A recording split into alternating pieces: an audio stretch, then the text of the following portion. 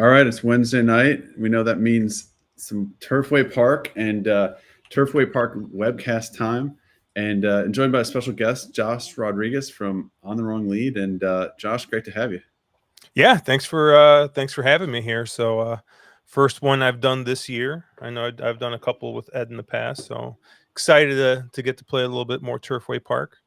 But yeah, I don't know. This card looked tough. I took a quick look at it, and there were and there goes the Turfway feed. We got the purple bars. But what's the weather like down there right now? We had a lot of rain, like kind of middle of the night on to middle morning, and then it just kind of chilled out after that. So it's been dry for a few hours. And Louisville were 43, so probably pretty similar up there in Cincinnati. Okay. So yeah, it chilled down here too in Chicago. It got cold pretty quick. So we were in the 50s, and then now I think the high was like 35. So it's been pretty chilly. yeah. Well, we were saying before we went on, I've yet to hit my first pick 5 at the Turfway meet, but you've got one in the bag, so that's a good start. Yeah, and if you ever lurk on Twitter, I feel like around this time of year, you constantly see people posting winning tickets, and it tells you just need one here. For the most part, the payouts are usually pretty good.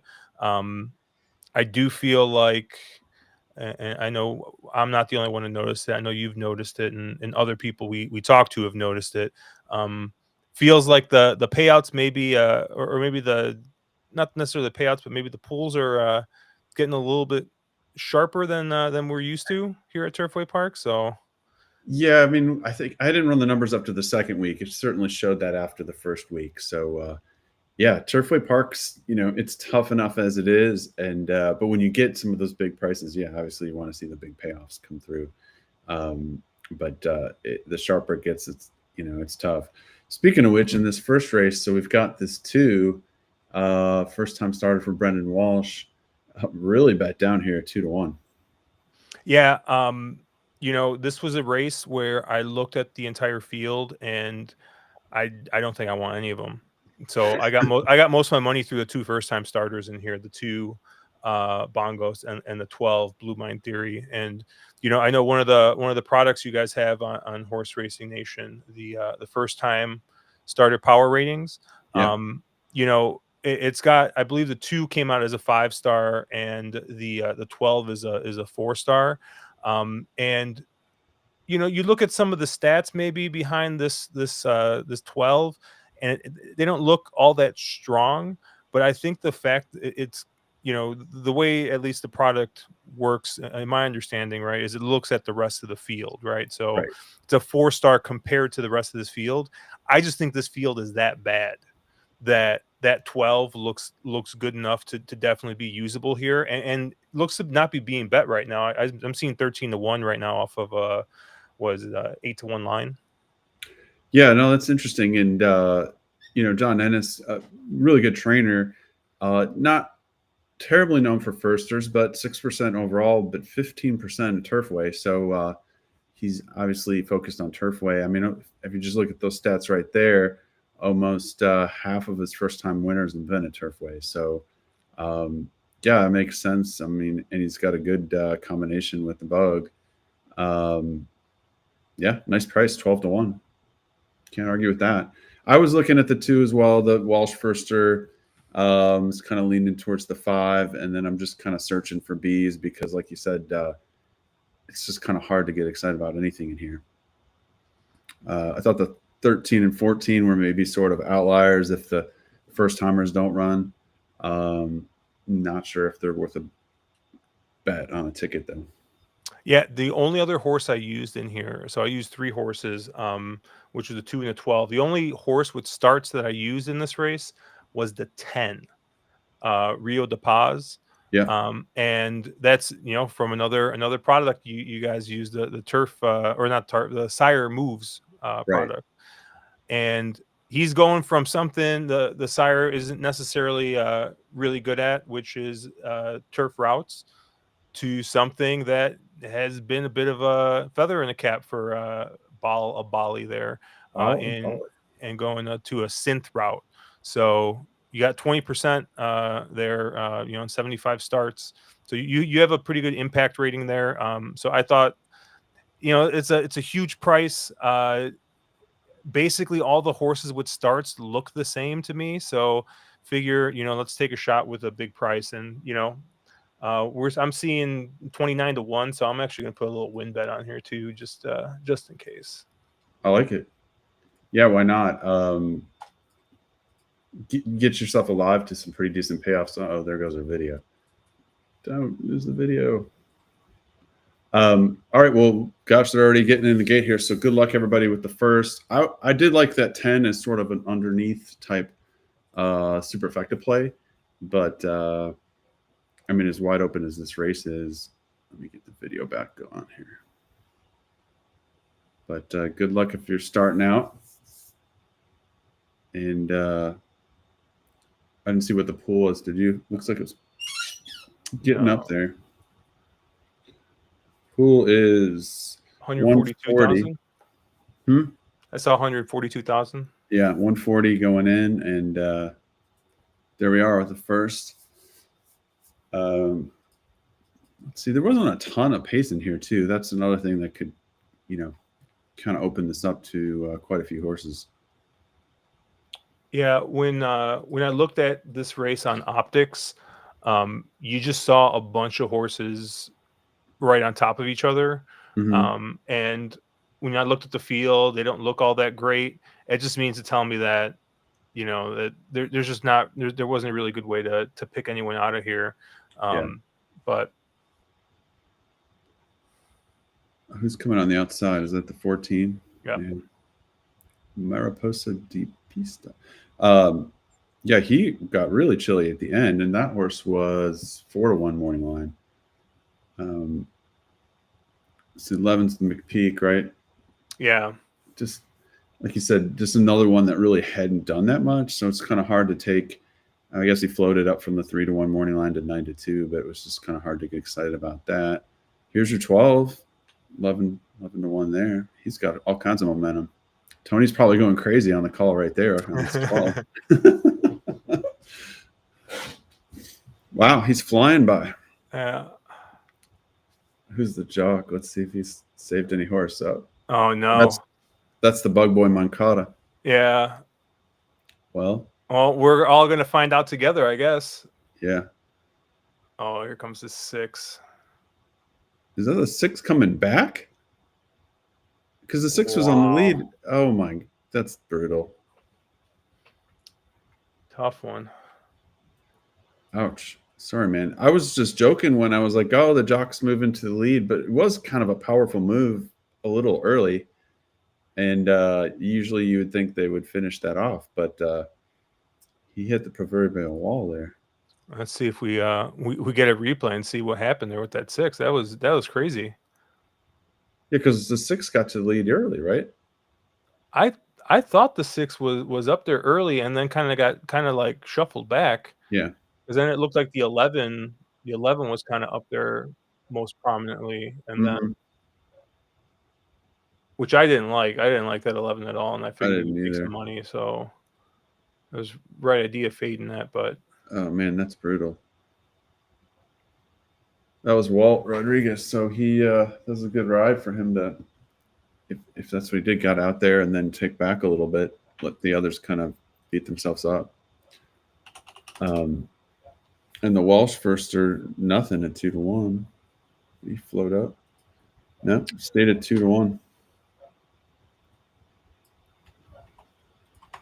Yeah, I mean, I felt like I had the right idea trying to go with the first time starters there. I mean, I had the 12, but at 6, I missed something there. I mean, what are you going to go on?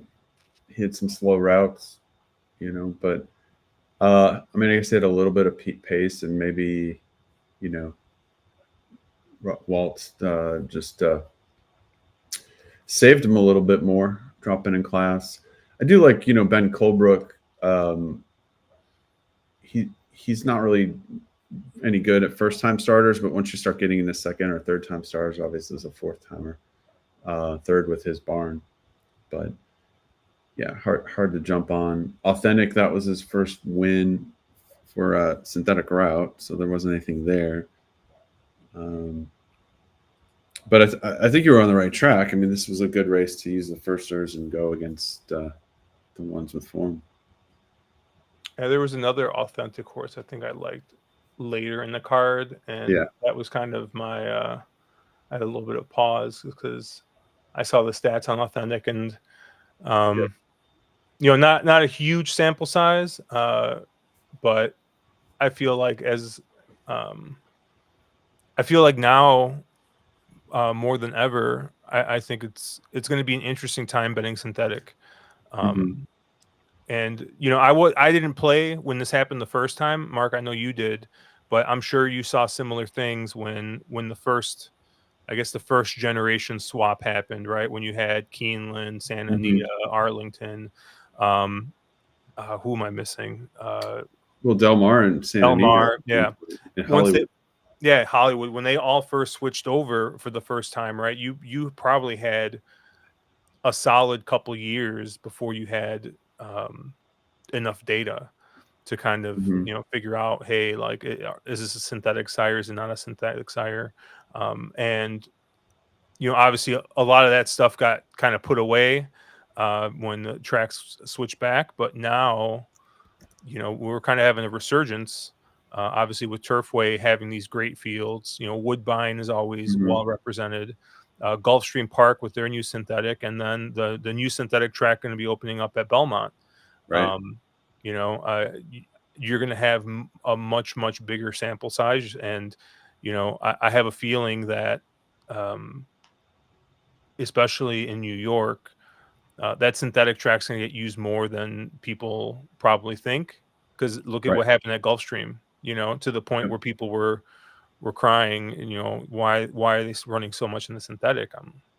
That's what they're able to fill races for, you know? So I know in New York, I think they're saying they're going to use it in the winter time, but then, yeah, I mean, trainers are going to want to run on it. You can run your horse back more often, it seems like.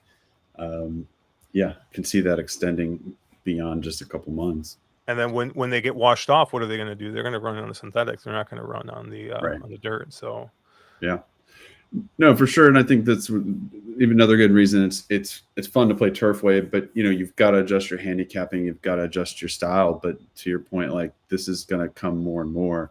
And even if you want to avoid some of the synthetic, it's good to know, have a feel for how horses run at Turfway or Gulfstream synthetic when they come back to, you know, the turf at Gulfstream or Keeneland or wherever. You know, you can, I think, adjust a little bit better when you're following it.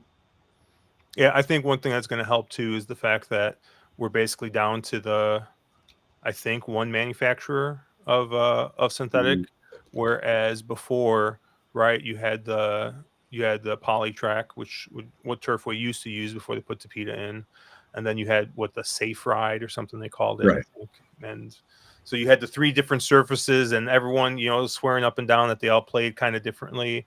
I mean, dirt is dirt, you know, for the most part, but obviously dirt tracks also play different. But you know, when you're having all the different combinations of that stuff, it can get kind of tough. But yeah, that 6 was right there, right on the lead. Yeah. And then he just kind of, I mean, he's just got a hold on that horse and just let everyone else go by. I mean, yep, nice ride.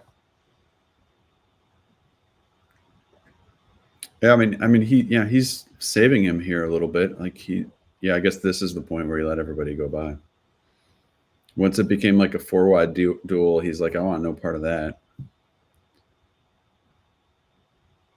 Yeah, I feel like the move the 12 makes right here is generally what I would consider kind of a strong, like, winning move, especially when you see, I mean, when you see the winner of the race, you know, is basically shuffled all the way back. Like, you just look where the 6 is. He's almost second to last. He's third to last now. He basically dropped all the way back through the field, just saving horse on that turn. I mean, he's not even trying to make a move here. That's crazy. Yeah, and this is where we lost the video. I mean, I would have given you 25-1 on that 6 at Yeah. that point. And look at, he's got a lot of horse, and the 12's Yeah, dead. that's wild. It really is. Because no one else is making up ground like that. No. I mean, even like the 13 looked like he was gonna make him, and he barely gets past that 5. So not really. I can't really discern too much, I think, from that race. I think that was kind of a bit of an anomaly, I think. But you know, I still think, you know, back when Turfway Park was the poly track, it was very susceptible to biases. And I know when they switched it to PETA, I think some people are like, oh, like the biases are gone. I still think it happens. I mean, I feel like the last week or 2 weeks ago, we had a couple of days where it just felt like speed was unbeatable, Right. you know, and, you know, some of it, I think it's probably weather related when it kind of is a little bit warmer. You get that. I see Nick Sievers in chat saying being wide being important so far at Turfway. I've always thought that being wide is pretty good, and unless it is just an absolute speed favoring track, and then usually that happens because either the rail is just dug out, or, you know, the weather is just it's just so warm that it kind of turns into that way. But yeah, for sure. I'm just trying to pull up the jockey stats and take a look at that. But yeah, I hear what you're saying. It's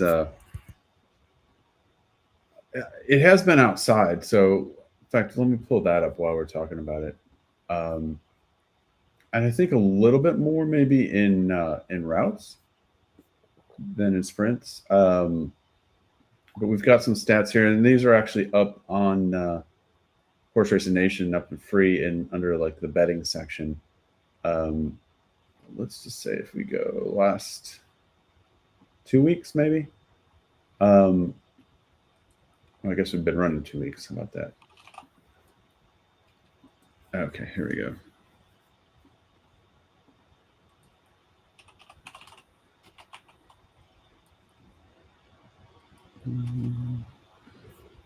So we have like a graphics generator.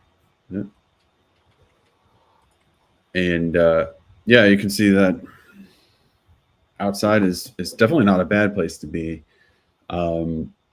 You know, averaging 10.7 horses per race. So there's more runners in that 7+ column.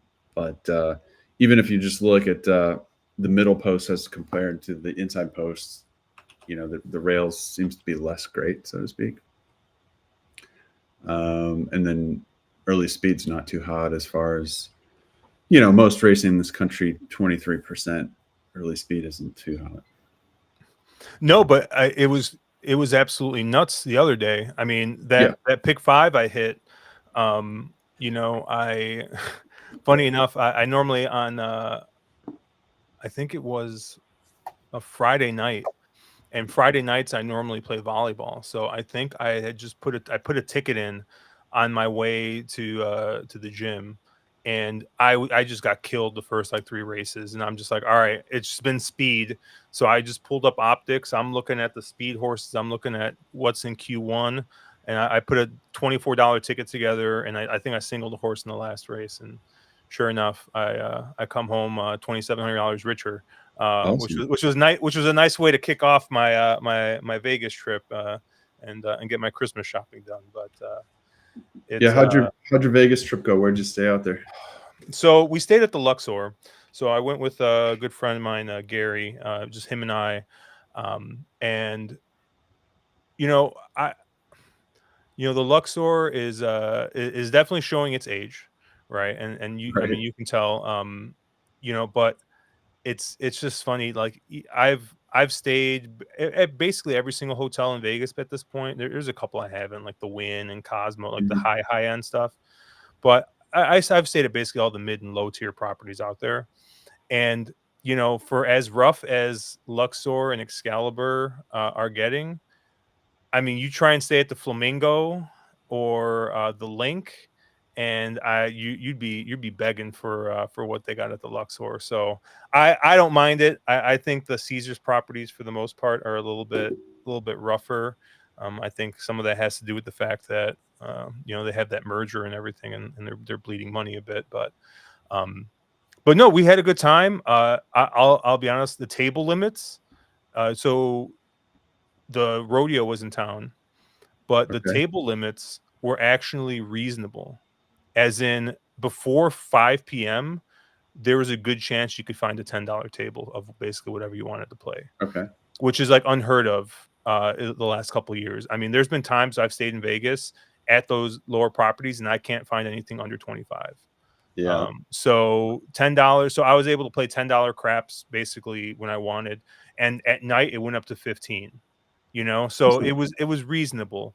But I got absolutely killed. And it was a bloodbath.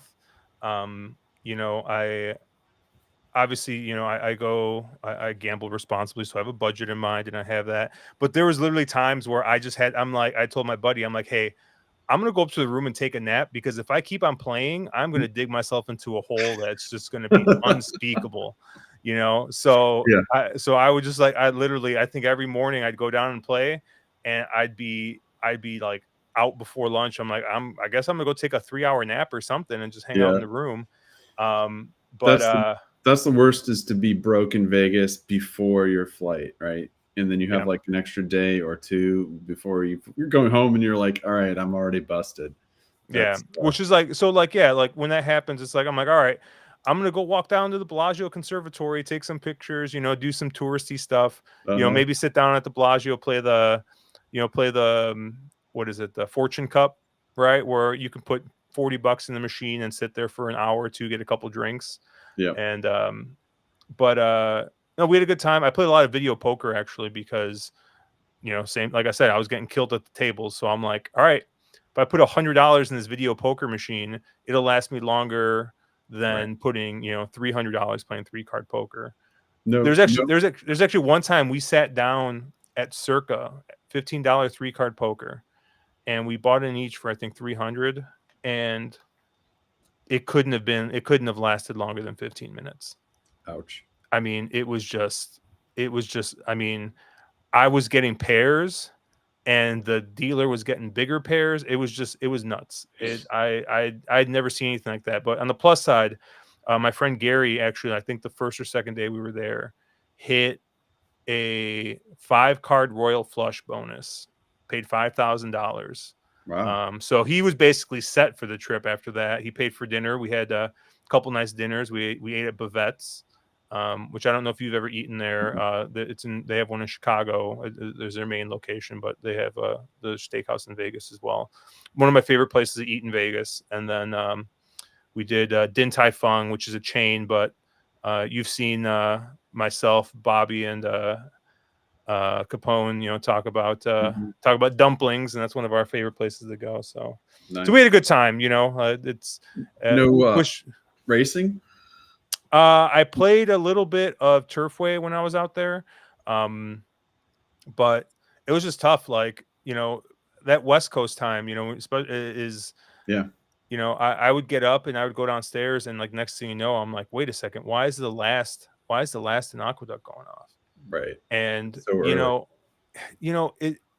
It stinks, because now when you go to the Sportsbook, they have 1 or 2 people working the actual book, right, as tellers. Mm-hmm. And then they have 8 people standing outside of the Sportsbook trying to get you to sign up for the app so you don't talk to the person. Right. And it's like this is backwards.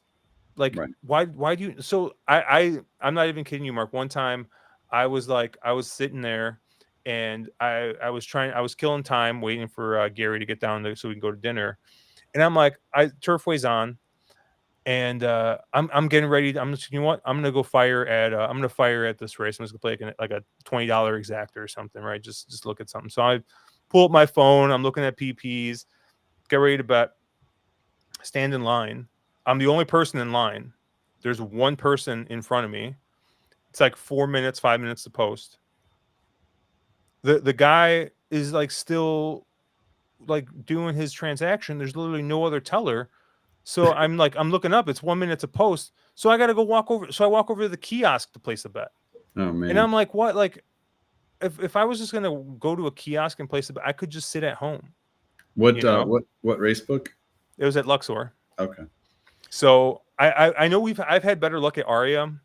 Aria is usually pretty good. But that's just where I was, and I was just like, trying to make a bet, and like for all intents and purposes, the sports book at Luxor is fine. I mean, it's it's got enough TVs, it's got some seating and tables and stuff like that. It's right there's a video poker bar right behind it, so you can, and it's got tons of TVs too. So I mean, that's the video poker bar we were playing at. But I will tell you, Mark, the one thing I noticed the most about this trip is how good the service was. And I know 10 years ago, probably, someone saying, oh, I got good service in Vegas. Everyone's like, well, of course you did. Right. Like that's all they do. Right. The last couple of years, I don't feel like it's been a given that the service you're going to get, I mean, anywhere, let alone in Vegas, is going to be good. But I'll tell you, I had a couple of really good dealers. I had never actually played live craps before. And I've played bubble craps because it's so expensive all the time. Oh, right. It's $25, and I'm like, okay, I'm going to buy in for $300 and play the pass line, and that's it. And the fun about craps is, you have your money sprawled all over all kinds of stuff, and so I'd always play bubble craps, right? Because it's a $5 or $3 minimum, right? So you can play all the numbers, and if you get you miss a couple times, you're not going to get completely killed. But they were like super helpful, and they were like reminding me, because like I wasn't taking odds all the time, and they're like, oh, hey, don't forget your odds, or hey, they would give me, like, pay me out for something. They're like, hey, give me 3 whites because that'll complete it, and I can just give you all reds. And they were all really good. And even one of the guys was making a couple mistakes. He was a new dealer. And they were like, hey, like, it's okay. Like, here's what you did wrong. Like, and just, it was really good. It was nice to see. And then the video poker bar I played at, I had probably, I mean, I don't know. I felt like the bartender like woke up that morning and decided, you know what? I'm going to get 1 or 2 random guys really, really drunk tonight. And I got selected apparently because, I mean, he was just, I mean, he was like making it his mission to make sure that my glass was filled all the time. That's good service. Yeah, I had, and like I said, like we had a really, really great time there. And I see some Vegas stuff in here. Pony Player talking about South Point with the race book. Yeah, I've heard nothing but great things about South Point. I've never been, and this week was the when I was in town was the rodeo, so I didn't want to go over there because I knew that was going to be packed. But it's more of a locals place, right? Yeah, like good service though. Yep. Yeah. I've heard nothing but good things. A couple of other people I know love it. So. All right. Awesome. Well, yeah, I haven't been out there. It's been a little while. Did you not go for NHC the other year? I don't think. I think it's been a while. Yeah, I think Ed's been out there. NHC is such a crapshoot. I haven't really made that a priority. So what do you think? Kentucky Ghost here at 4 to 5. I mean, comes in with some pretty good numbers, and interestingly, for a Ghost Zapper, he's only been on the synthetic once. Yeah, I did not use here. I figured he was going to get bet down a bit. 4 to 5 seems pretty ridiculous. Pretty stout. I went elsewhere. But I looked at one of the tools I use most often is Optics, and Optics has got this 4 in the Q1, so as a front runner type. But it looks like he's going to have a bit of competition up there. The 5 looks like he has a bit of speed. The 6 Candy Tycoon, who hasn't run on the synthetic yet, I don't think, also has shown speed. And then you got horses like the 7 and 9 who've also showed a bit of speed, maybe even the 10. So I'm looking at the 3 Ready Pursuit. was one that I really liked. You know, and I think you're getting a pretty good price here. I think the one Major Sparks is another one Yeah. that's got a shot. And you know, I looked at Optics Emily. I don't know if she's the one who specifically does the notes for Turfway, but there is a note here on this horse. It says improve with a question mark. So they saw a bit of excuse that last time. Maybe horse had a little bit of trouble last time out, and On which horse? the one. Yeah. Yeah, Yeah, I and think the one figures in 12 to 1 is a great price. yeah. So I'm using the one here. I'm using the 3, and then I'm gonna give the 6 Candy Tycoon a bit of a shot, especially at this price. I thought you'd get bet down a little bit more, but Mhm. you know, 7 to 1 seems pretty fair. I probably would have taken anywhere around like 4 to 1. Um, so I'm gonna use the 136 here. I'm running back my pick 5 into the low takeout pick 4. Yeah, So exactly. Yeah, I like the one. I mean, you can't beat the price. You know, it seems like, you know, from what we saw that last race, you might want to move a little late and close a little bit. And I think the one, he's got some closing kick. The 2 as well. So looking at those 2, and then I might sprinkle around the 5 and 9 a little bit. But the next race, the 12 is getting crushed in the doubles. And I mean, I thought he looked all right, but the 412 double is paying $4.80. So, but if you're looking for a horse to, you know, kind of key in on a pick 3, pick 4, I thought that 12 looked pretty decent in the next. I thought the 2 looked a little interesting as well. English Mhm. Charm, you know, it might be more of a speed, forwardly placed type horse, but if you kind of look back, I think has got races that absolutely fit with the rest of the group in here. You know, I think what the race 2 back at Yeah. Presque Isle Downs, the Hmm. race 3 back at Indiana. I think both those look pretty good. Agreed. Jungle Cat obviously has got the best. The 12 has got the best of any of these horses with the Ellis Park race, but I definitely thought the 2 has got races that definitely fit. The last race, you know, kind of regressed a bit. So I think you're going to get a little bit of a price because of that, but I was just using the 2 and 12. I wasn't going to try and get too cute there. The our AI line has the 12 at 2 to 1 and the 3 at 5 to 2, followed by the 1 and 2, for whatever that's worth. It's actually a pretty good line for synthetic. It's not bad, as hard as synthetic can get. But yeah, I mean, interesting to see how this track plays. You know, it's hard to tell after one race, especially cheap horses. So Nick says he likes the 5, all West dropping in class. And Brian's talking about Josh and Ed. So Ed's going to join us in progress, maybe another race or so. So we got another half hour we can make fun of Ed before he jumps on. There we go. Geez, 3 to 5. Yeah, you can't take 3 to 5 on this thing. That's Especially with the way the track's playing. right. I mean, you know, Corrales, I think it's Corrales aboard, right? You know, he maybe he's he's smart about it, and he, you know, takes the horse back a little bit more, or maybe kind of does what the 6 did, where just lets the horse go and, you know, has a tight hold, and if other horses pass, great. Mhm. But yeah, I have a hard time taking that kind of a price here. Yeah, and I like in the next race, I like the 9 a little bit. I know you're saying it definitely has shown speed. It could be close.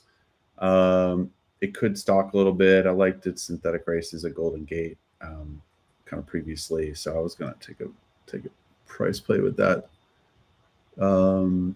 2 for 6 at a mile on synthetic, 4 for 6 in the exacta. So for a 21 morning line, looked like he's got some decent form. Let's see. All right. Yeah. 4 to 5. That's crazy. I know we talked about how it's all outside, Mm-hmm. but I'm actually going to box the 3 inside horses here. All right. The 1, 2, 3. And I'm using the 1, 2, 3, and 6 in the pick 4 here. So Okay. Good but luck. Yeah. they're the horses coming late, so I'm gonna hope that they're coming late on the outside, and can pick off this what I think is going to probably be the 4 on the front end. Yep. I'm with you there. Yeah, I'm a little worried about the inside post, but I mean, I got to take the if those are the right horses, got to stick with them. Not gonna like take them off the ticket for that.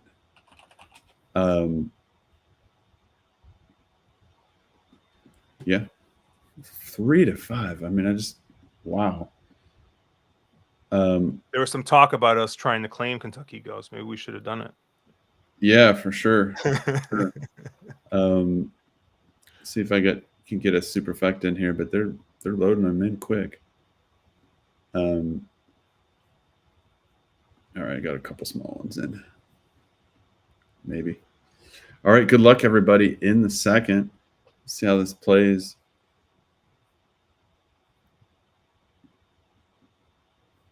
It's a whole different experience without Tony calling it for us, right? Yeah, I love the way Tony calls, and I love the way I love how much he gets into it. He's just like, he is so enthusiastic. Yeah. All right. Well, there's the 6 pressing the 7, but at 2 to 5 and yeah. the 4 here. 2 to 5. Wow. Yeah. Let's see what we have. Now our AI line had 3 to 5, so I guess it anticipated it coming down pretty good.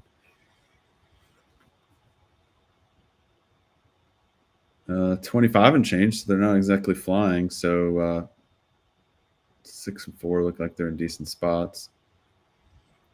And yeah, I mean, those ghost sappers are so good on synthetic routes. They're 21%, so maybe that's part of the enthusiasm on the 4, plus some good figures. 50 and change, so yeah, they're crawling. Yeah, hard to see something really coming back, but it's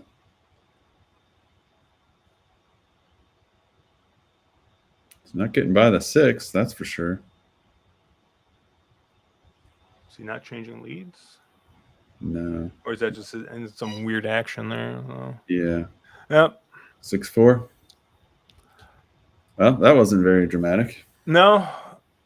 I mean, 5 to 1, I think it was a fair price on that 6 I used in the pick 4. Good. But I was hoping to get one of those closers in here. Yeah.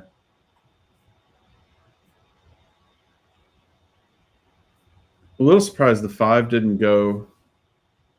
I guess he maybe wasn't quite as fast, and yeah, so, and I guess the 4 rating made sense. So it's a pretty good ride there up front by the Corrales on the 4. It did. It looked right out the gate. You know, when you looked early, I was like, okay, the pace looks exactly how, kind of thought it would be. Optics had this rated as a pretty high speed rate, which meant they thought it was going to be a fairly fast pace. Mm-hmm. But it seemed like, after that first quarter, or maybe not even probably that first eighth, like everything just already slowed down. I mean, they went 25 and 50. They sped up that third quarter, but by that point, I think they basically had handed the race to the 6 or the 4 by that point. Right. Yeah, I mean, maybe the jocks got a little concerned on that first race collapse where the 12 looked like a winner and then just hit a brick wall. Well, 2 to 5 going down, so that's going to help the payoff for sure. Yeah, I see Nick saying be forward and the track will carry the rest. If that's the case, then my pick 4 is probably dead. Although, I mean, the two's got a little bit of speed next race, but yeah, I definitely thought I was playing slightly more off the pace horses. But we get into some of these cheaper and maiden claiming races where a lot of these horses start looking the same. It gets tough, especially with the big fields. Yeah. Here's I just wanted to bring up the jocks. So here's our HRN impact, and you could see that the bug Mancada at 20%, obviously prior to tonight. But the impact 84% is huge. So basically, he's winning. Basically, the odds of his horses are dictating that he should be winning about 10 or 11% of the time, and he's winning 20% of the time. Small sample, only 6 wins or 30 starters, but that's not bad. We had Saez winning the other night, and Corrales, a Shard winning there. I don't know how many he's won. Seems like a couple. Yeah, the first couple weeks are kind of they're kind of weird because you got guys still kind of moving all around, and then we'll be having well, the other night was the stakes night, right? The Right. kind of the first one, yeah. Yep. Just gonna try to pull up the jockey report here and see how Shard's doing and who else. Yeah, it's a little hard. There's just not enough mounts for most of them. Looks like Ashard was 2 for 17 coming into tonight, so 12%, not bad. All right, well that's official. Got a price in fourth for the super, but not much. Chalky up top, so $30 for the dime. All right, well, moving on. Seemed like let's see what this 12 opens up at in race 3. It's on board. 5-2, but yeah, 5-2.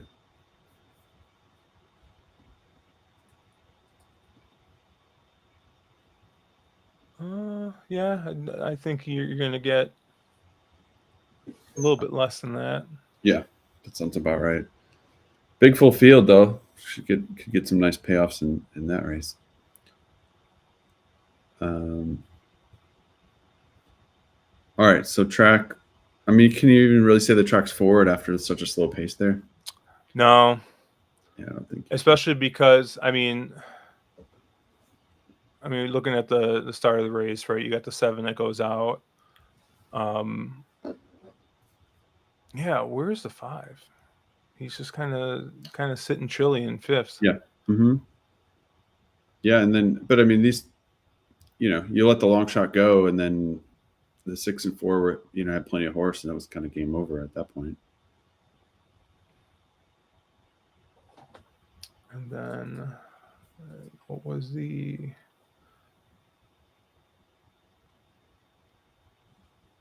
Yeah, 6, 4, 5, 1. And you look right now, I mean, the 6, 4, 5 are all within 3 lengths. Yeah. 2 lengths to the front. Right. Oh yeah, now at this point, you had 2 lengths. Yeah, 6, 4, 5. There you go. 7's dead. So the 1 made up some ground. I mean, I think at one point he's basically last. Mm-hmm. But I mean, he's never really gets into it. No. Anything pop out at you later in the card?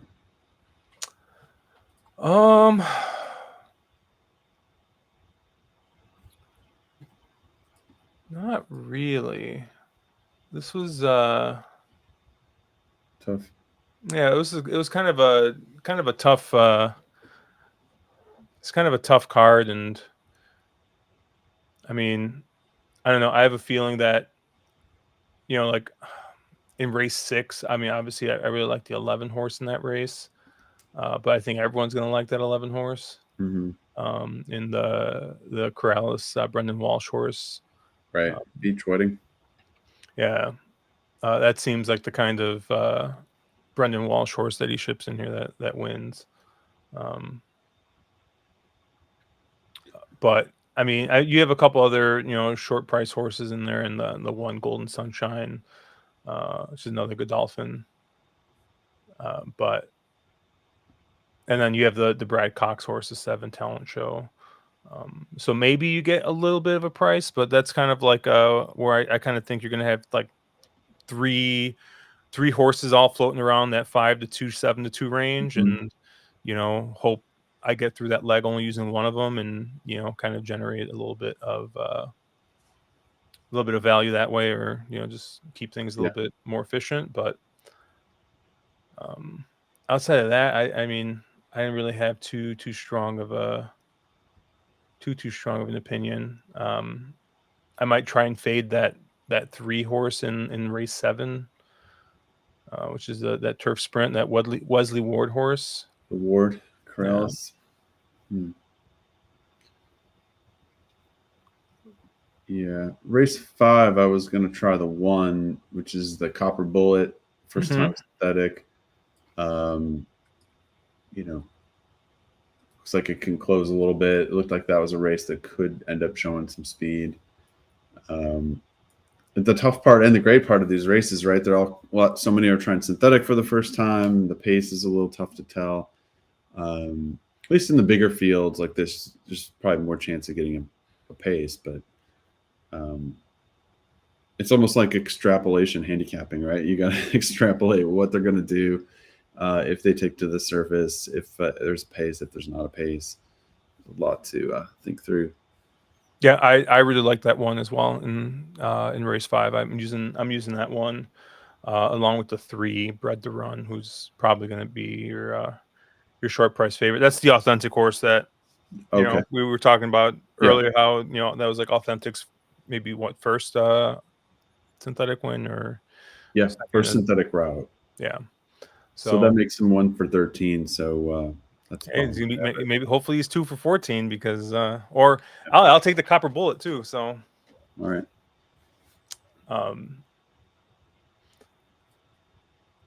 Yeah, and then like in race 4, I had the 1, the 7, and I have the 10, Redfield, who's 20 to 1 in the book. What the heck? He's interesting. I think gets Abel Cedillo aboard, who's pretty decent here at Turfway, and I think this was another horse that kind of was highlighted on that Sire Moves report, where looked like the horse was going from going from a dirt route to a thin sprint, and you had a pretty big difference, I think, in the impact score on that. So off the west coast Sire. Yeah, it's 11% jumping up to 17%. Here we go. Near the top there, number 10. Interesting. I mean, I was trying to make a case for that horse. It seems like every time I try to dip into the FanDuel horses, the Fairmount Park horses, they seem to underperform. But I did kind of like that one a little bit. Yeah, interesting horse. I mean, they were running it at Oak Lawn to start, and it's had a race that was, I think the maiden breaker in maiden claiming 75. I mean, perfectly good race to break your maiden in. There's obviously ways and ways to go down the class ladder there. And when the horse got claimed at Ellis, kind of was completely off form. I did run second in that Ellis race, but they've kind of kept the horse protected at FanDuel the entire time. And had one decent race down there, but now it's coming back into the claiming ranks and at the lowest level that this horse has been. So I mean, what was he racing against in FanDuel? I mean, who knows? I follow Hawthorne, and those FanDuel horses will ship to Hawthorne, and the Hawthorne horses usually eat their lunch. So right. The one thing, it seems like, I don't know, it's been a while. I don't focus on Chicago quite as much as you do, but or Illinois racing. But I always think of FanDuel as a tougher place to close, more of a speed track a little bit. So if I'm going to take anything from there, I want something like this that's going to come off it. Yeah. But yeah, I'm definitely going to play this horse in the trifecta and the superfecta and try to see if I can get it in there for a nice price. Talking about the 10 Redfield in race 4. Who'd you have on top there? I was looking at 4-7, maybe the 1 is a B. Yeah, I had the one Drunken Sailor who looks to be Mm-hmm. the morning line favorite. Mm-hmm. I thought he made sense. It was going to be forwardly placed. And then I also had the 7 True Jedi. So another Yeah. kind of short priced. So they were kind of just kind of looking at some forwardly placed horses that um, had shown speed, and going with the 10 a little bit is kind of like the off the pace type. Um, Mm-hmm. they both look, the one looks pretty good on optics, so there's a 7. Um, the 2 and the 5 were the other horses I kind of looked at, but I ended up leaving off just because I couldn't go super wide here. Um, Mm-hmm. but probably strongest opinion is probably the 1, but I'm going 3 wide and I'm using the favorite, so that Yeah. doesn't necessarily you know ring is not necessarily a ringing endorsement there for the horse. So Yeah. One thing I like to use, I mean, you talked about optics, but just our HRN pace report.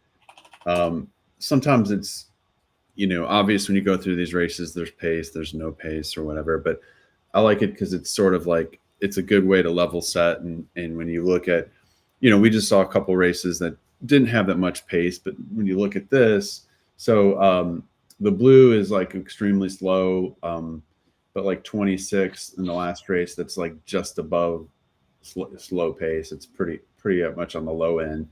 And, so sometimes it's nice to take a step back, look at this. There's not a lot of pace predicted in the next couple races either. The third race maybe a little in between 54. But then you can see that we've highlighted in orange a hot pace in the last 3 races. So you definitely don't want to like go to sleep and start thinking that this is like a speed track and that you can't close, because we may get a ton of pace in those last 3, or at least a couple of them. Anyway. I see Dirty Bird in the chat saying he thinks that Can't Keep Me Down feels like a nice overlay in here. So that's the one horse in this race, race 3. At 10-1, Yeah, he's floated up a bit. Yeah, I would agree at 10-1. Question is, does he stay at 10-1? I don't know. Our AI line says he's going off at 5-1 and he's worth 5-1, but that was the morning line, so that's not too original.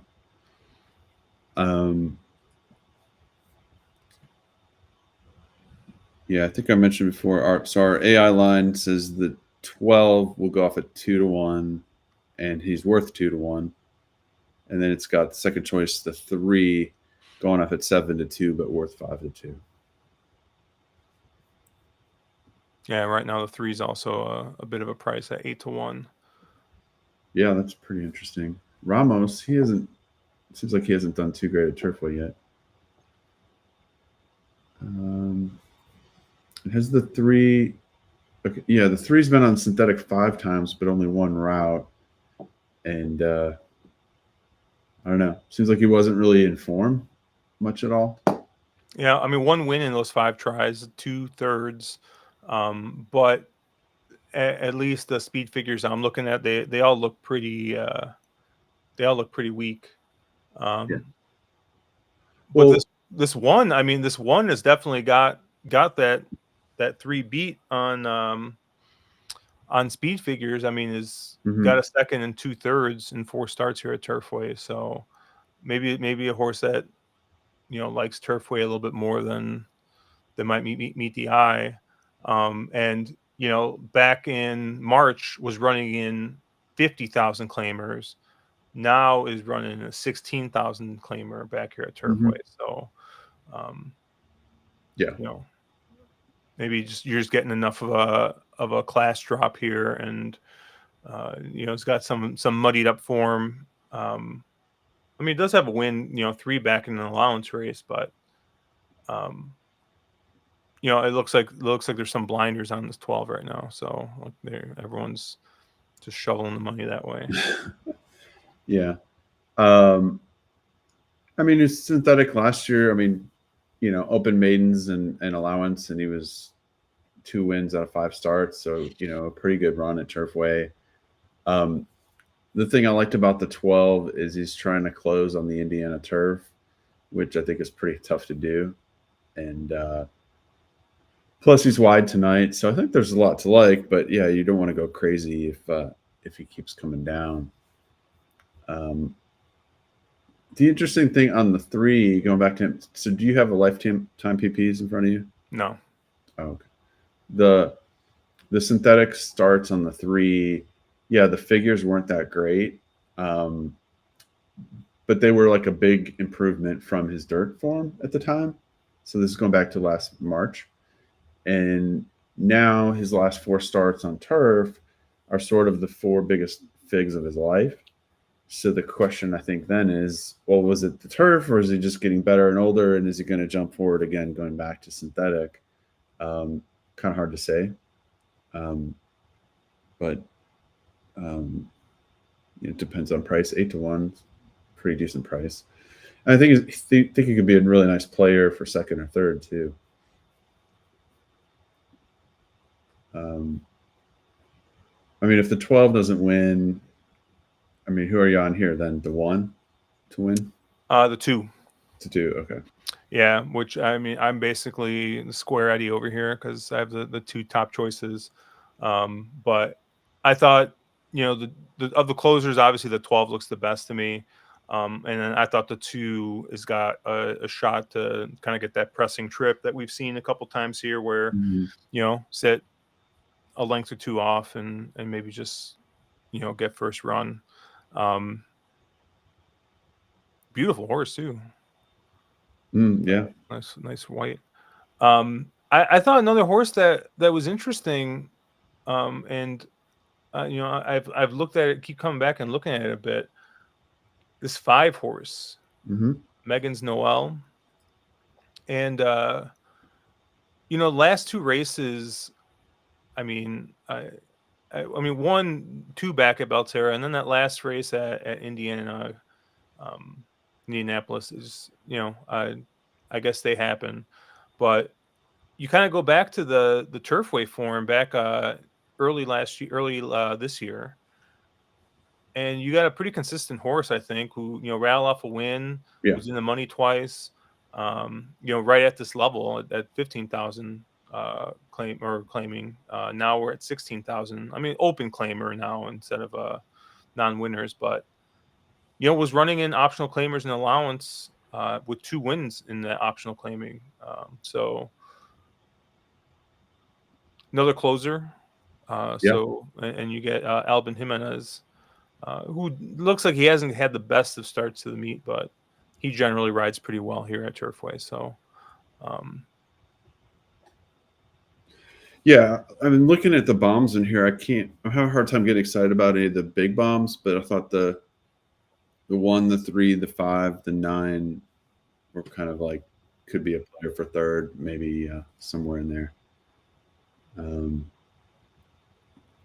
All right, hold on. Looks like we got a special guest joining us. Uh-oh. There he is. You made it. You're late. No, right on time. Perfect. Did you save your voice for us specifically? I certainly haven't saved any money.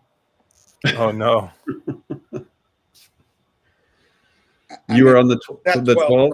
Heart in the opener. You were on the 12, the first stir in the opener as well? That was rough. It was rough. Yeah. Yeah. I was also on the 12.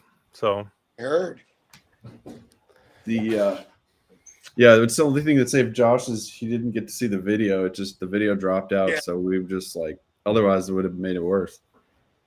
Yeah, Watch him video dropped, and the next thing I know is I heard Tony Callow calling some horse I didn't have. And there you go. That's racing. That's Turfway, right?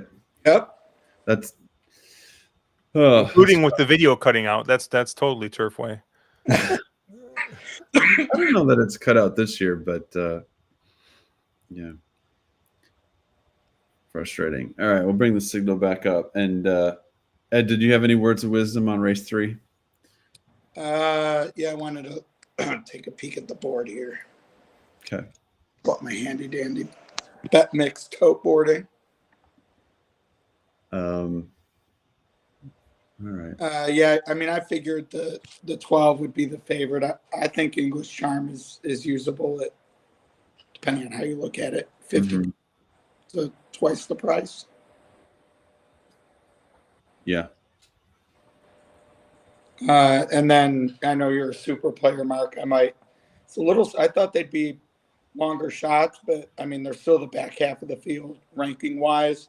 I thought either Unbridled Talent or Councilwoman Julie. I could see one of them sticking around. Yeah, I like the 9 a lot more. All the long shots, I like the 9 the most. It's just 8-1, so I kind of don't really know what to do with that. And the 12 and the 2 are coming down further. So I would say in the exacta pool, Councilwoman Julie is quite a bit longer. Okay. The win pool, so maybe that's the nugget you need to. Yeah. I mean, 8-1 right now. I could see that horse. Okay, just flip to 9. I could see it going off at 16-1 or something like that. Although our AI line says 9-1, so maybe it sticks. Yeah, in so many of these races, you can find 30-1s that have good shot to hit. Hit the super, hit the try. I just had a hard time seeing it here. 1's coming down now, 7-1. You can't keep them down. Who was Josh on? I got the 2 and the 12. So Jungle Cat and English Charm. Nothing too earth shattering, but yeah, looking at the will pays, I thought you might get probably about double the price on the 2, kind of like you said that you would on the 12.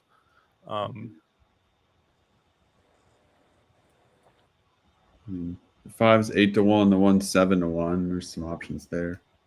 The 3's 8. Like what's a try pay if you go 12-2 and catch the 1, 3, or 5 in third? $40. Yeah, that's not much. But the one could get in there for second. If it comes 9-7-3, you're dancing. That's right. I don't like the 7 as much because I thought he was more speed, but I thought there'd be a little more pace in here. But we'll see. All right, hear me out. All right. The 12 either wins or finishes off the board. So I think I'm going to try just keying this horse in first, not using any other positions with the 2, and then I'm going to use those other horses that we kind of talked about underneath. So I'm going to use the 1, the 5, and I think I'm going to use the 8. And I know I saw Jay talking about the 8 a little bit.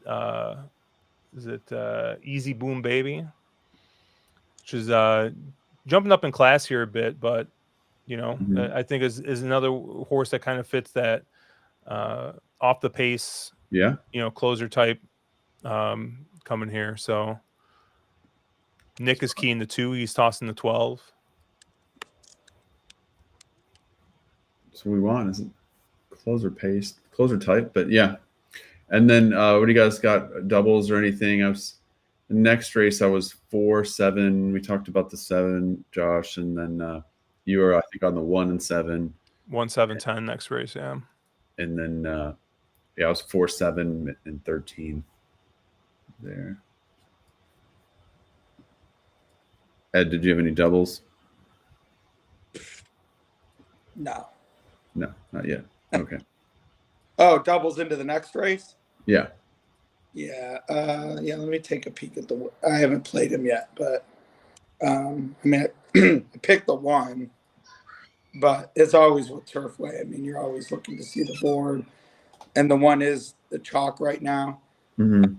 City of Clouds is the 5th choice in the doubles, and kind of 3rd tier pricing wise. So that would be a horse I'd be interested in using in the next race. I'm a Predictiform fan. That's not out there too much, but they have this one as a positive move based on its pace last race. So that caught my eye at 15-1 morning line, and like I said, clearly in the 3rd tier of sort of who's getting bet in the next race. Okay. All right. Last Action Hero draws in and is definitely being overlooked in the doubles. I mean, it's one of those, like, I don't love, I definitely would want the morning line price, but to me, one of those Turfway prices, it isn't impossible. Right. Okay. Well, good luck everybody in the 3rd as we're getting into the gate. Any last thoughts, guys? Yeah, the 9's the one drifting. I'm gonna play. All right. To win? To win, and with the 2 and 12 in the gimmicks. The 1's come down. 1's down to 5-1. The 3 is still staying up there, though. It's just kind of surprising. Yeah. Yeah, that's not a terrible price.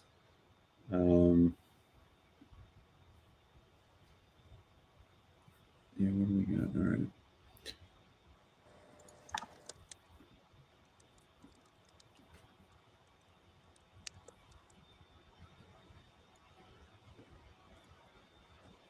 I think I'm a little ahead of you guys.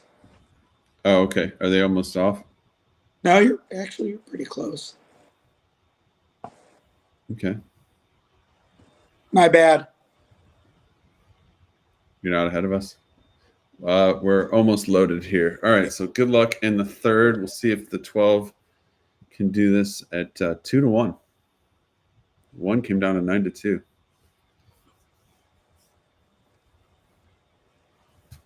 And I guess we're going to see if there's any pace here. Wow, 4 did not get off well at all. Maybe he's pulling a Walter Rodriguez from the opener. Yeah. Although that horse actually saw the lead and then came back. 1's going right out and bet down to 7-2. How about that? 6, 7. 7 got bet quite a bit. Yeah, 7 went one way in the betting, and Councilwoman Julie went the other. Yeah. Definitely did not see the 7 taking that much action. Yeah, 9 went to 13-1, so it drifted, but not crazy. Yeah, so it'll be interesting. All right, so we're sub 24. Looks like the 3 and 12 are moving. If we're looking at the chicklets. Sub 48. Who's on the 7? Fernando de la Cruz. In the 2, we got Bashiza. So I guess he's got some horse on the 2 because he wasn't. Yeah, he's definitely got horse on the 2. Tony's giving him a big call right now. Well, good. There's your 2, Josh. 12's going to run late.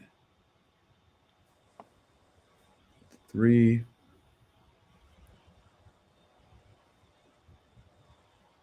2, 12, 3. 2, 3, 12. 2, 12, 3. 2, 12, 3. Yeah. Not bad. That would have been 10-1 on the 3. Nothing to write about. That's about as formful as you get in the try via the morning line. Yeah, for sure. guess we'll see what it pays.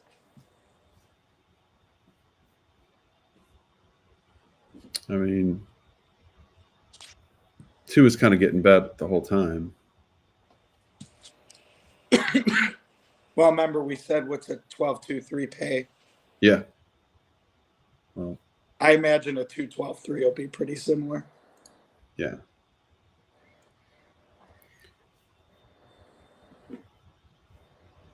Yeah, that 7 really came down. So, all right. Well, there's our first race that had a decent pace. I didn't see where that 2 was early, but I don't think he was in the first 3, was he? And he said tracking. Okay.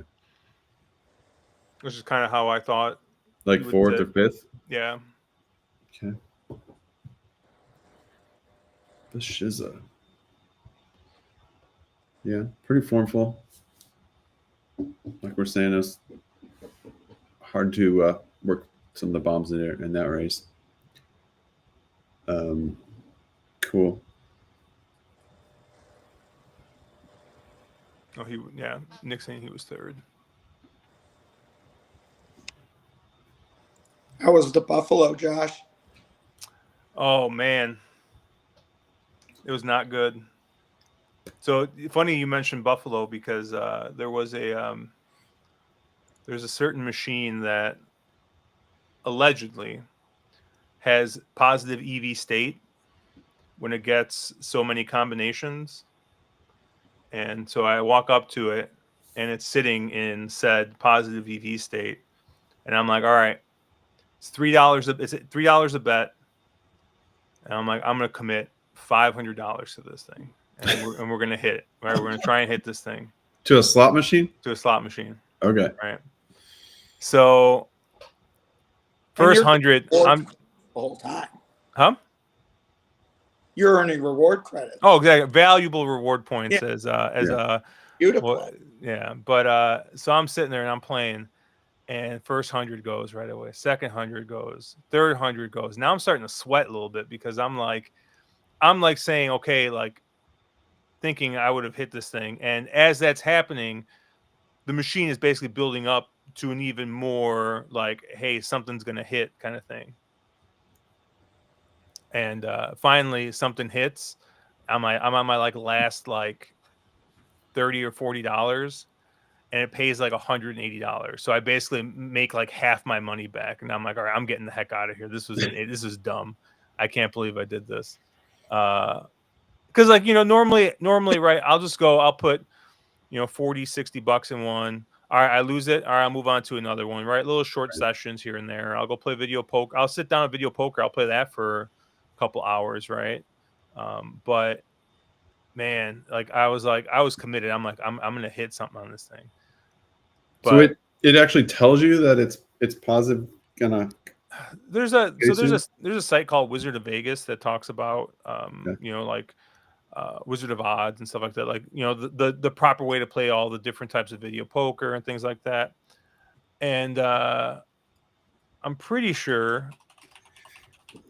as I look this up, that there is it's got a it's Buffalo Ascension. It's got its own Wizard of Odds page. Oh wow. Yeah. Wizard of Odds is an OG. Yeah. So it says when there's 3136 ways or more to win is when he recommends playing. And it was sitting at that state, and it sat at that state for quite a while and did not pay out. But it is what it is. There's a betting podcast I listened to, and I actually interviewed this guy. Really, really, really good guy. It's called The Better Life, Tim Lawson. And so I actually interviewed him to talk to him about horse racing, because I was like, hey, you're a guy who plays sports, plays craps, plays all kinds of things, but you never talk about horses. Like, like why don't you bet the horses? As somebody who makes, gambling content. And so I had an interesting interview with him. It's up on our On the Wrong Lead channel. And it turns out that he's actually local to Charlestown. Really? And so he says that he loves betting the horses, and what he does, mind you, this is a guy who's a pretty big sports bettor, he goes to like Bet Bash and stuff like that, and it's pretty well known. But he's like, yeah, he's like, I love going to Charlestown. I'll go, I'll bring $25 and I'll play I'll pay $2 on every single race, and he'll go watch it in person. And so, it's kind of funny that, a guy who's probably dropping hundreds and hundreds of dollars on sports bets pretty regularly, he's a $2 win better at Charlestown. 10% Joe guarantee. Yeah. Right. 220. 220. But he had a similar story with, I believe it was a Buffalo Diamond machine. It's got a similar thing, right? Where it gets it has so many free games or something stored that like it's a commitment, but it's technically in a positive EV state. And he said he sat there for something like 11 or 12 hours. He had a buddy of his like sit there with him. Wow. And like they would like take turns and like take bathroom breaks and stuff. And he said it finally hit, and he basically like made his money back and more, like a little bit more. Like obviously it was not worth the 8, 10, 12 hours he sat there for. But he said, I think it was at the D. Is he at the D or Circa that he did this? And he said that, oh man, they were throwing the absolute world at him because they saw that this guy was just shoveling, all this money into this one slot machine for 8 to 10 hours. But it's a pretty funny story. So I taking inspiration from him, I on a much smaller scale, I tried that, and I hit one, and it lowered the state a little bit, and I was like, all right, I can't stay here anymore. Like I'll take my I'll take my lumps. And I think that was one of the times I went up and took one of those 3-hour naps that I had to take multiple times during this trip, because if I didn't, I would have come back much broker than I did. That's smart though. Yeah, get some free drinks and take a nap. Oh, Vegas. What do you think a bottle of Buffalo Trace costs on the Strip, Ed? A bottle? Yeah. 60. It's only 35. Oh, so that's what it costs here. Yeah, I picked every time we go. So normally, there's like the ABC stores or whatever on the Strip, right. And they normally have the 375s, and so I always pick one up because I'm like, have something in the room, something decent, and if I want to fill up a flask with it, I'll do that. And then that way I'm not like buying an entire, like, because I'm like, if I buy an entire bottle, like I don't want to fly back with it, so I'm kind of just like, I don't want to make too much of a commitment. Right. It's normally $20, right? And I'm like, I'm paying 25 to 30 for a full bottle here. Like, I'm on vacation. It's not that big of a ripoff. But they didn't have them. They only had the big bottles, and the big full the 750s were 35. And I'm like, I paid 30 for one of these at home. It's not that bad. But yeah, it's I don't know, the prices of some stuff out there is getting pretty wild. I don't know how long I can continue. Oh, I mean, when I finished second in that Twin Spires tournament, I picked my prize, and the KDBC was a no-brainer to me versus NHC. Yeah. Didn't want to go to Vegas. I mean, I hate to sound cheap, but the $7 coffee kills me. And last, I mean, you go there. I mean, I play when I'm out there. I mean, maybe the horses, I'm still online. I know they don't like that. And I'm at the poker tables, roll some dice, betting sports, whatever. Mm-hmm. Charging you $30 a night to park your car. Eesh. You don't Uber? Yeah. Yeah, I was talking to my wife. So for me, they still pay for basically everything, right? Like my grand total for my hotel stay with the food I charged back to the room was $40. Oh, beautiful. Right. So no resort fees, no, right. Everything was taken off except for $40 of whatever I charged over my resort credit or whatever. Right. I'm like, look, as long as it's like that, like, okay, I can handle the fact that, right, I spend, you know, $10 a day on coffee, right, or whatever. I think I end up spending a little bit extra money like outside of what I charge to the room, right? But Yeah.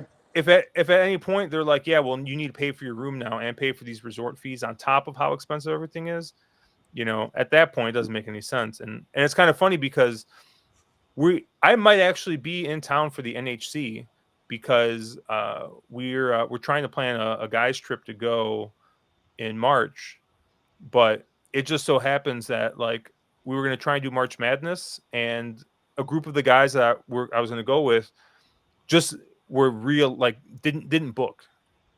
And when I booked, I got the room comped. My buddy booked, he got the room comped. These guys are trying to book now, 3 months out. Oh, They want $150, $200 a night. Right. On top of the fact that, the crazy amounts of money that we're going to probably have to spend to get a table or to get, any kind of setup there to watch the games.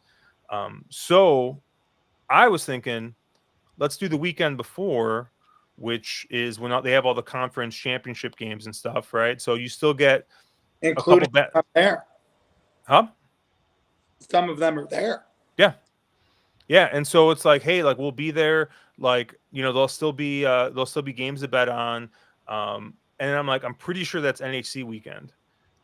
Because I feel like last year when NHC was there, or 2 years ago when I went, it was the same thing because we went down to Circa and everyone was there for like some UCLA game or something that was going on. So, so I'm thinking that might be when we go, but just because it's cheaper. I mean, and obviously if the horse players are there, they're not making any money off them. So, yeah. I was to say those are some good comps, but you're playing $500 slots. Ed and I haven't played $500 slots in our life. No, $500 total. I know. But it's interesting. It's interesting. I don't know if I didn't play nearly as much electronic stuff as I normally do this time. And part of it was, and I was telling Mark this, Ed, because they had $10 tables. I don't remember the last time I saw a $10 table in Vegas. I mean, I feel like it's been a while, even during the day. And I was playing $10 craps basically every morning. So, and then we would sit at the table so long, and we were treating the dealers right and everything. They would just grandfather us in for like the whole day. So we would just play $10 craps the entire time, to the point where other guys were coming up. They're like, well, why are they playing $10? Like, well, because they've been here for 2 hours. So, at least like with casino gaming, right? Like horse playing is different to me than casino gaming. And this is not a healthy way to think about it, or maybe this is a very healthy way to think about it. I'm not sure. But when I'm playing the horses, I'm trying to make money, right? Like I'm trying to extract as much money out of this as possible. When I go to the casino, right, whatever money I have in my pocket, I expect to be gone, like when I leave, right? But I just hope that it lasts me the entire time I'm at the casino, right? So when I go to Vegas, right, with X amount of dollars, right, I'm not expecting to leave, up a ton of money, right? I'm not playing craps to try and make money, right? I'm playing craps to have fun. Whereas the horses, right, like we're trying to make some money over here, right? So I can pay to go to Vegas and have fun, apparently, because that's what I did with my Turfway money. So there you go. That works. Yeah, I'd say I approach it similarly. It's just like poker, right? Like poker and horses, right? Like you're actually trying to make money doing that. Now, I was always bad poker player, so maybe for me it was more fun. But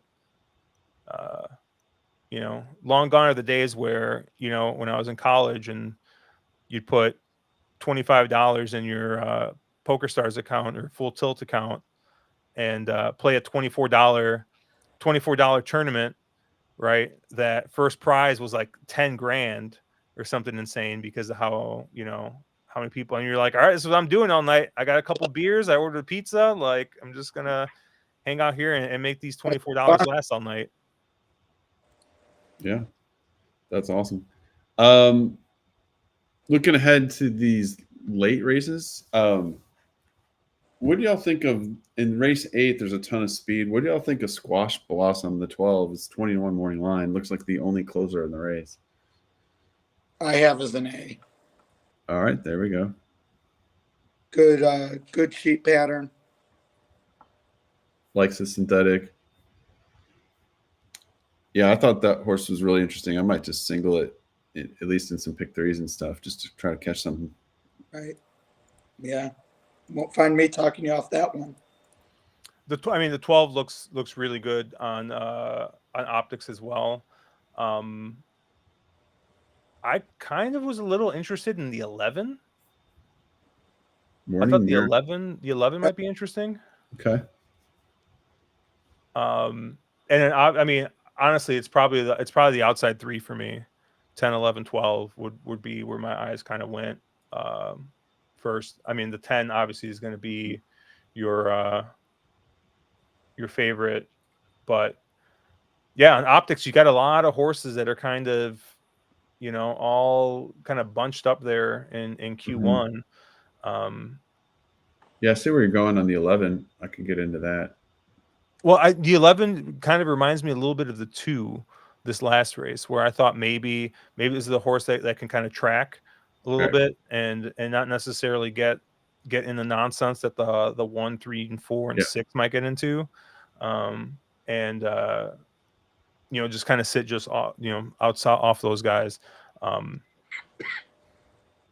then what about race 7? We got a ton of speed in there. Talk about a bunch of horses that are going to the front. And I know we talked about trying to beat the Wesley Ward, the 3. This race just looked like a crapshoot to me because it's hard to tell what of the speed will hold on, or like you said, maybe somebody takes back and tracks, just saves a little something for the end. If you can guarantee me that he rides all the way to the wire, I kind of like the 7 horse in this race. Machado? That's funny. Yeah, he looks like the only closer in there. Wait, which race are we on? Race 7. Race 7. Oh, 7. I'm sorry. Yeah, Turf Cat. I thought he looked like the kind of closer. I thought the 2, Amy's Music, was also I like the 2. Yeah, pretty interesting there. I don't like Ward at all in there. That's what I'm trying to beat. I think that's the short price I'm gonna have to fade. 8 to 5 connections, you know, are going to take money. No. Yeah, I like the 2 and 10 as my other A's, but that race, I was just wondering if that even smells like an all race.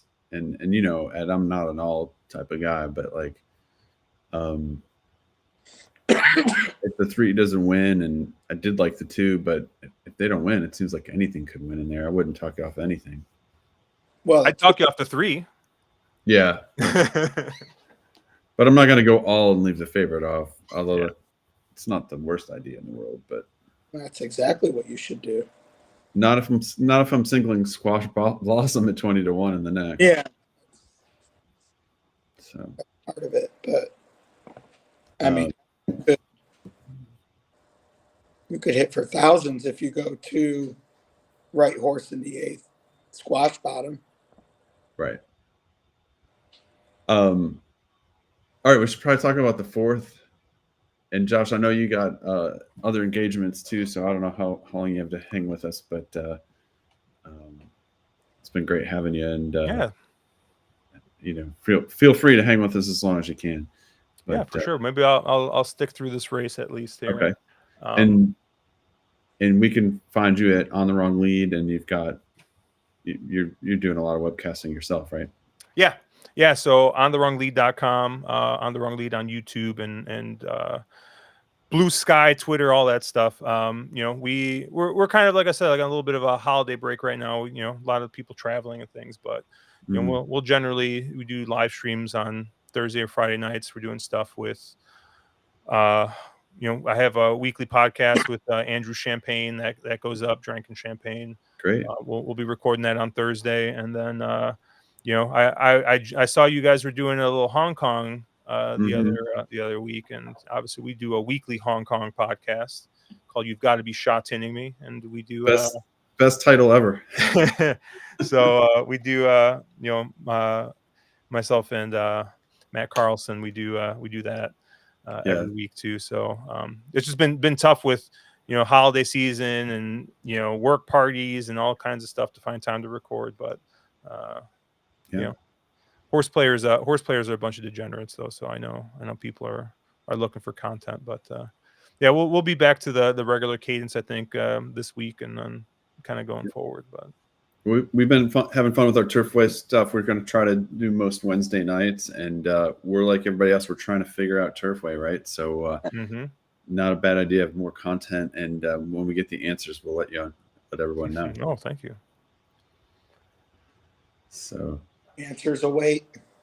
The answers await. All right, Ed. What was your? Did you have a pick in here? I think I was 4-7. Josh was 7-1 or 1-7. 1-7-10, right? And then 1-7-10. Yeah, I mean, with the way they're betting this 4, I don't mind the 1 as much. It was my top pick on paper. The 8 and 14 are the 2 horses I'm going to try to get in the number. Yeah, I see that.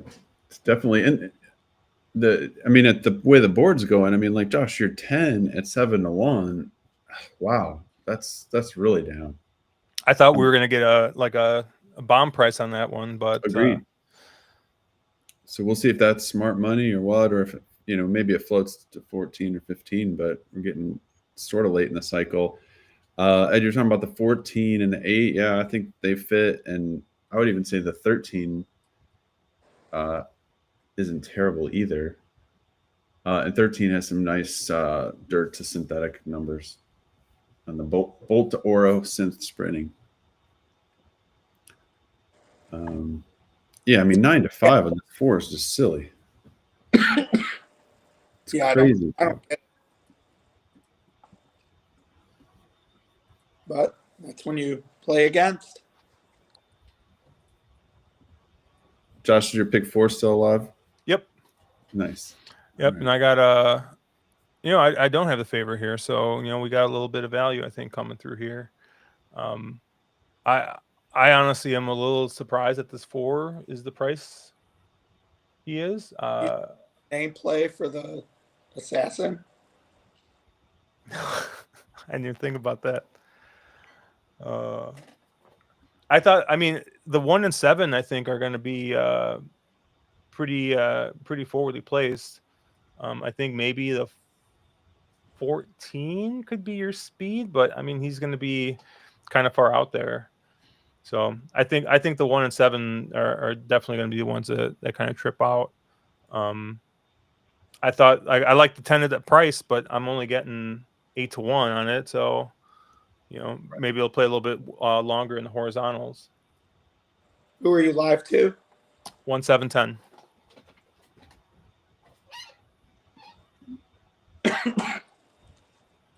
If I get past this leg, I'm going to be even more upset about that 12 in the first race.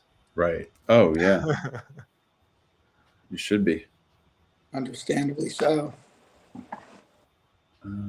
Now you'd rather have that happen the first leg than the last leg. Right? That's true. Yeah. In the next race, I thought it was interesting. I saw Caitlin's pick 6 took a pretty good swing. She was 3 deep in the 5th. She didn't have either of the 2 favorites, which I applaud.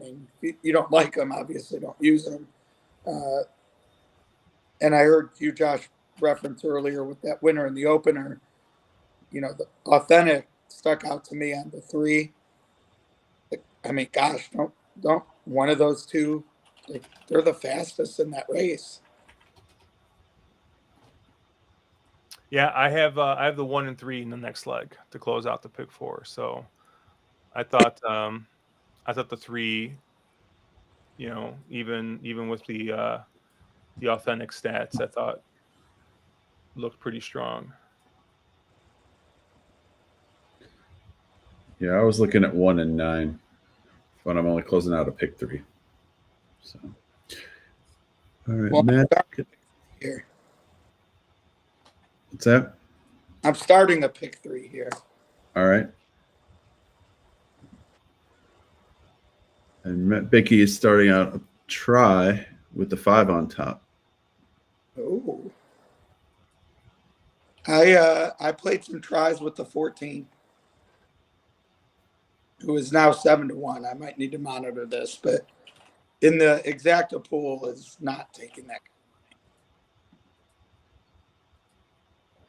Yeah. I mean, do we think there's going to be a lot of pace here? Doesn't seem like much. I don't. Yeah. No, it doesn't look like there is any, which is like kind of like I said, I'm curious if either the 1 or the 7 kind of get the lead just by the fact, or especially the 1. I mean, just by the fact it's got the rail and the good post here, because I think the real speed is probably drawn all the way on the outside, in the 11 post there in the 14. So Yeah. I think the 13 could have some pace too, but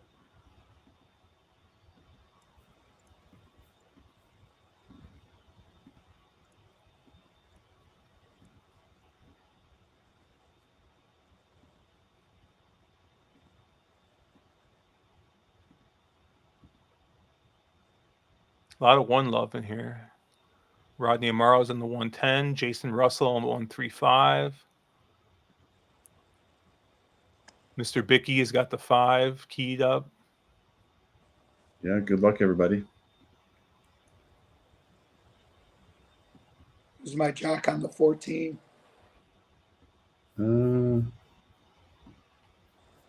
Machado. Yeah, last action hero. Man. No, there's a jock Kevin switch. Jimenez. Oh, Yeah. yeah. He's off this week, right? Oh, he is? I think this is his vacation. Oh, okay. I see Machado on the 8 in this race. Oh, so he didn't get. I got you. Never mind. Yeah. So I still have Machado because I used 8-14. Would have savvy better knowing what jockeys I got. All right. It really is the. I mean, it. If I even look at it, it's one of the. It's not your focus. All right. So 6 is out. 5 and 4 look all right. 13 looks all right. 23 and change, so they're not flying. So much for the lead on the 14. Yeah. Yeah, I like this 13 a little bit. Oh, so much for the 1. 14's got some run back there in 5th, maybe. Is the 6 going to stop, though? He does not. His stride doesn't look great, but he's got energy. He's moving.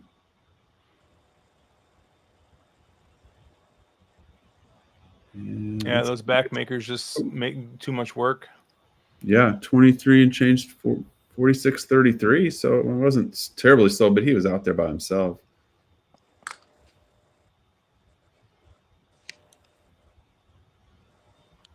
Yeah, couldn't get to that 6. Yeah, I mean, it looked like he would be part of the early pace with the 14, but The not early pace. no. Yeah, 6 held on, right? Ooh, that got close. It was real close. 10 ran 4th. Was that the 14 and 3rd? I don't think so. No. 14 was deep. Deep. Looking good, Lewis. All right. Alberto Burgos.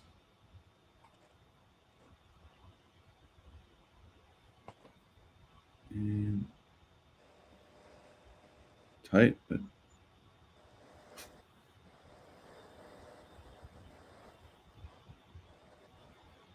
oh, that was the 8 and 3rd. Okay. 6, 13, 8, 10. Might have some carryover possibilities here. carryover. I was right about the 4. I was just wrong about everything else. I guess we had a good price in the first. Yeah, 16-1. 2 to 5 got beat. Yeah. All right. I No don't know. It's a big pool though. Vicky says had the 6 underneath. 13 was the one missing. Yeah, I had the other 3. I did not have the 6. I only had the 8. That was a whiff. Tough. It's Turfway. But really surprised none of the other jocks went with the 6. Right. You know what they say? What? So goes your voice, so goes your betting. Do they really say that? I don't think they say that. Yeah, they say that. I probably just couldn't understand them.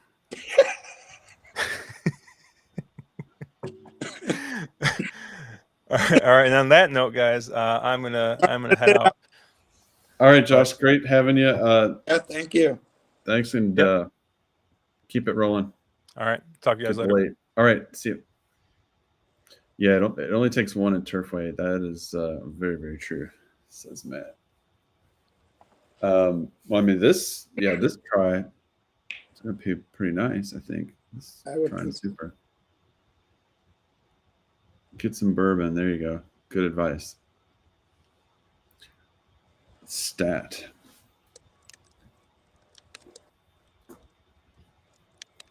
Well, we're almost getting to late pick 5 time. Need a score. There you go. Squash Blossom, right? Yeah, I'm with you there. All right. Got to get there first, though. What do you mean? Don't close for second? Well, I mean, nice to be live too, but. Oh, right. Yeah. I like it enough where I'll probably play like a pick 3 or something. That way, if I screw up the late, I'll still got a shot. Maybe a double or 2. But we haven't seen anybody really come off it in a big way tonight. $600 on the dime super. Just under the takeout. $600. I guess 600 is not really the magic number. I mean, that feels a little light. Well, there weren't a couple scratches in there. It wasn't like, was it 10 in there? Yeah, that does make a big difference. 3, 4, yeah, 10 horse field. So I think that does affect. I lost a bet to you. They're all covered. Yeah, I thought so with the pool size. But one can always hope, right? It's like the handicapper's dream. Once you're out, well, maybe it'll carry over. Right. It's your small consolation. 3 is absolutely crushed. Bred to run. Yeah, I didn't love it. I could have used that 13 on top. That would save my pick 3. But You would be live. Yeah. Be a good one. The 3 bred to run. Well, yeah. I mean, I guess like we said, the authentic was 0 for 12 synthetic route going into tonight, but he won 1 earlier. So that was kind of low data anyway. Right. There's this another one. There's just no pace in this race. So In the race coming up? yeah. Yeah. I mean, I guess, what about the 11?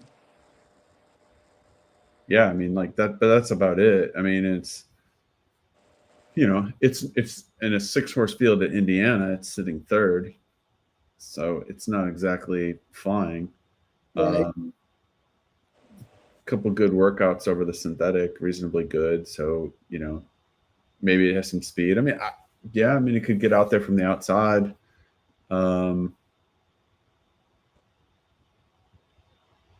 Yeah, I mean, the 3 showed speed one time in the mud at Ellis.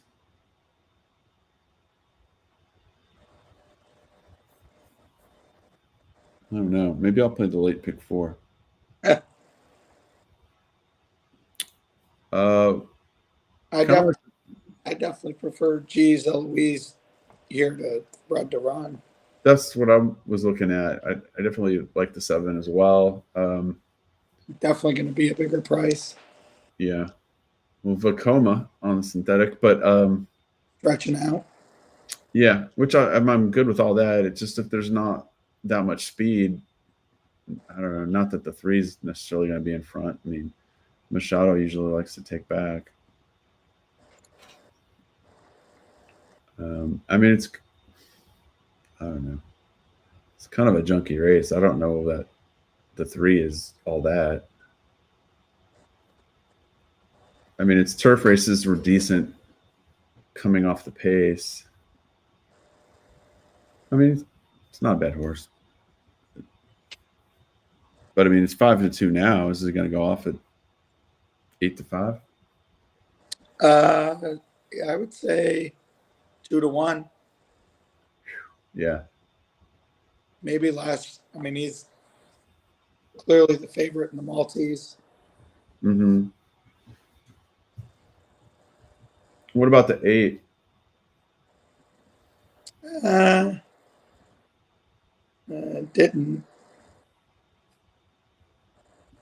Didn't grab me. I think his races are all right. I mean, 3 races in and hasn't, I guess, made a middle move last time, but then in the stretch still kind of backed out of it. Mm-hmm. Clunked up and passed tired ones, I guess, but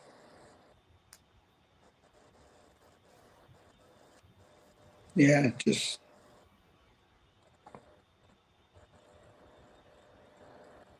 it'd be a no for me. Yeah. This. Okay. Yeah.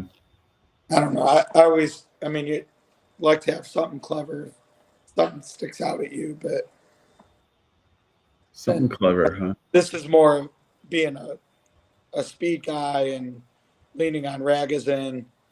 When it comes to 2-year-olds, I mean, obviously they can improve, but when you have, in the case of Bred to Run and G's Louise, they're both faster than the rest, and it's not close. Yeah. So, you know, the authentic thing kind of that was a little interesting. All right, maybe, you know, routing on synthetic, that's a fly in the ointment. But then you look at, like, I do think Shady Nights and Parking Lot Pours kind of make sense next, but Mm-hmm. it's not like you're getting a leap. Right. So then it's similar to me, the first race. Well, at that point, you might as well reach and at least try to catch a price. Mm-hmm. Like, I mean, sometimes something sticks out at you, you know, a trainer pattern, a jockey chain, whatever. There are things to say, oh yeah, 5-1, that's a good price. But this is one of those races. Mm-hmm. I'm not going to have a hard time. You know, to me, at the prices, number 7 is a win bet. Yeah, I like the 7. I mean, yeah, 4-1. I mean, what about this 11? It's 2 dirt races aren't terrible, but it's turf race at Kentucky Downs. It kind of pressed the pace on a fairly quick pace and ran decently and comes off a really nice workout. Yeah, I think there could be something here. I mean, you know, toss the debut, 50-1, just whatever. Mm-hmm. And then, you know, they, I guess, took a shot at a huge pot and obviously were overmatched late. Horse was Mm-hmm. 8. but actually did a little bit of running early. Right. And then, have to think that's a big class drop. 2-turn debut at Indiana. Mm-hmm. Was, at least in it a little bit, showed some life to break on top and press the pace Right. before out of it. And, to your point, Mark, you're like, okay, where's the pace in here?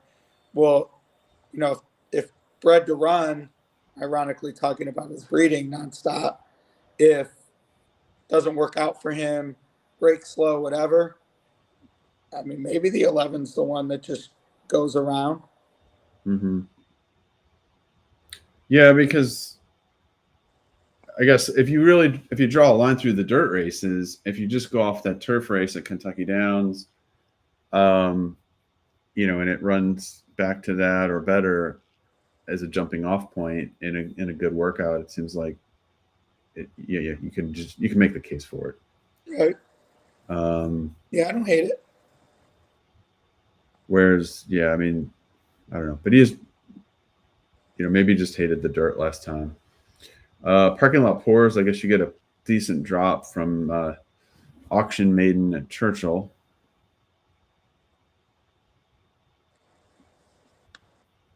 And Geez Louise is dropping from 100K claimers at Churchill.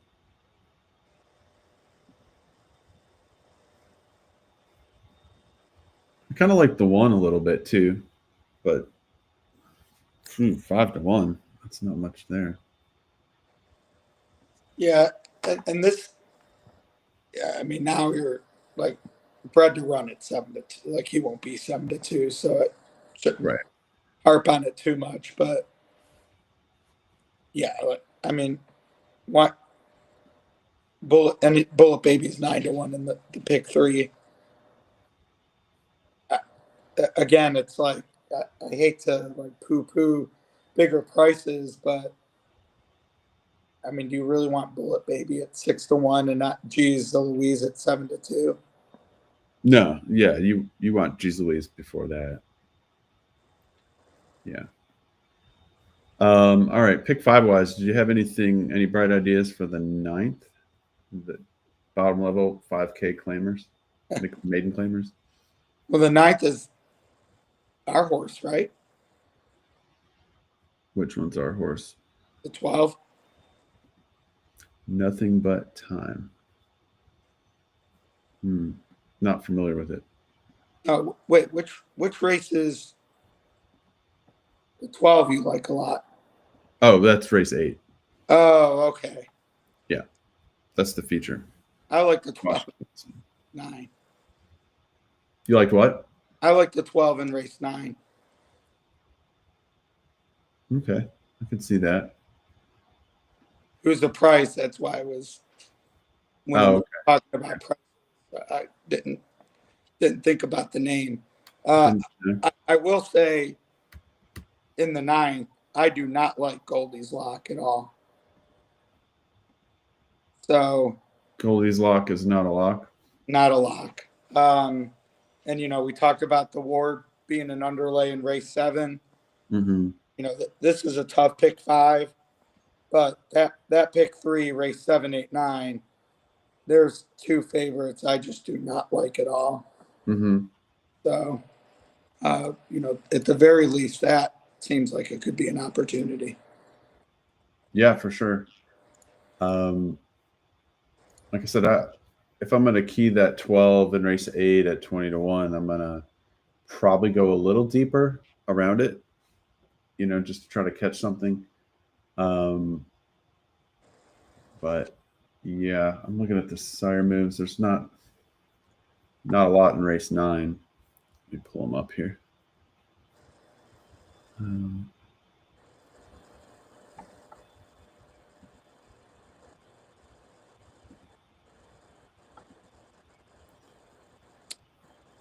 So we're just talking about some of the sire moves, and here's the sire moves report. Race 9, the 6 is a slight move up from 9% winners. Last one, a dirt sprint and wet, going to 16%. I'd say that's kind of like for me, that's something that if I like the horse already, that would give me a positive, but that's not really enough to jump on a horse just for that.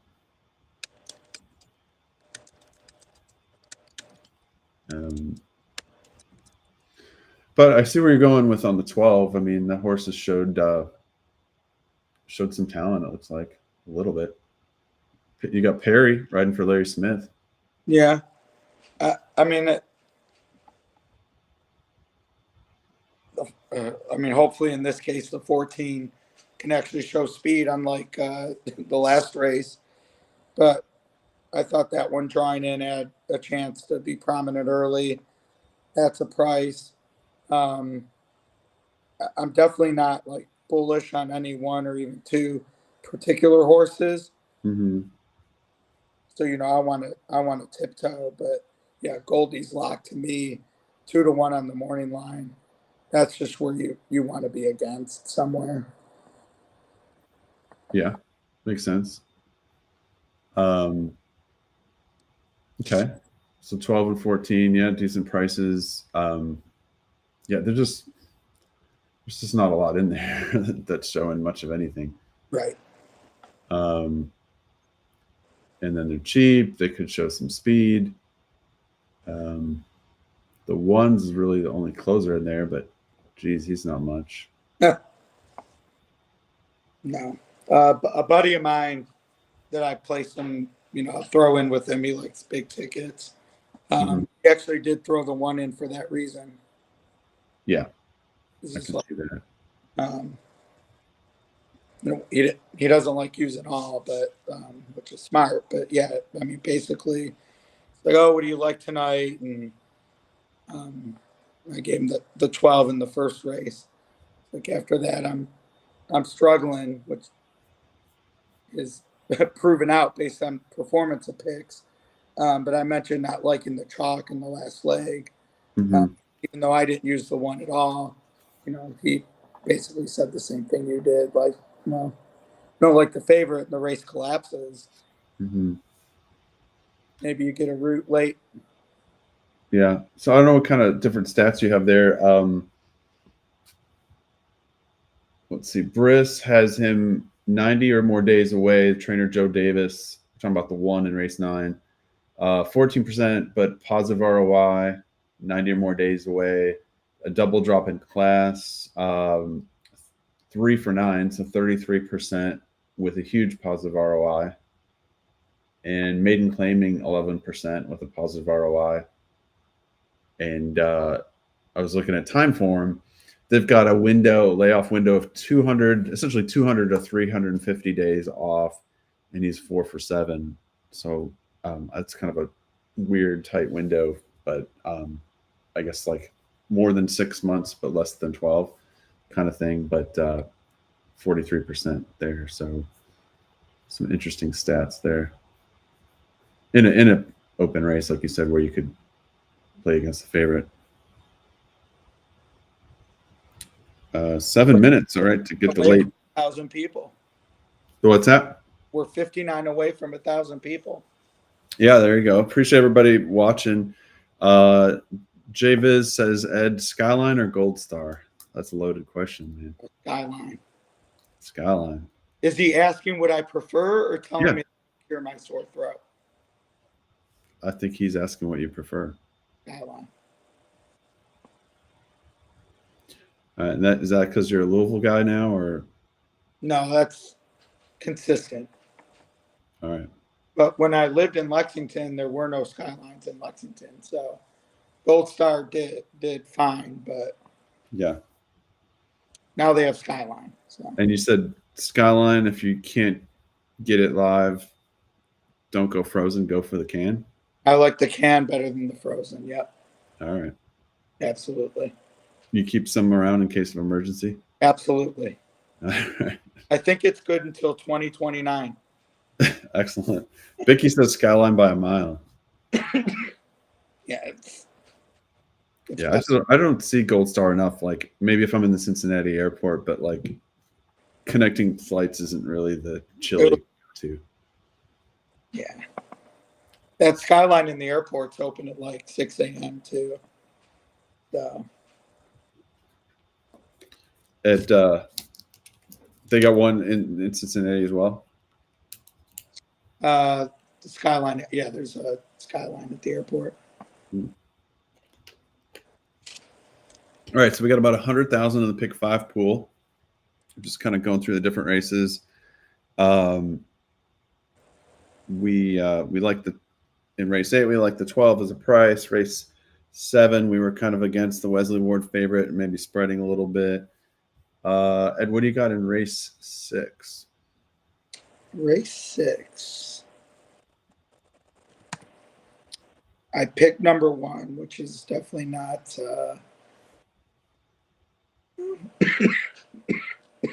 Second choice. Excuse me. Take your time there. Second choice morning line is the favorite though. Looking at the double pools, 4 and 7 are interesting. Talent Show is not taking the money the morning line indicated, and Basili is about where the morning line is. Those are the 2 first-time starters that have 4 stars on our ratings. So, you know, normally, especially in the double pool, I guess I'd be a little concerned that Mike made Talent Show 4-1 and money isn't showing. But as we saw in the first leg, these races are so competitive.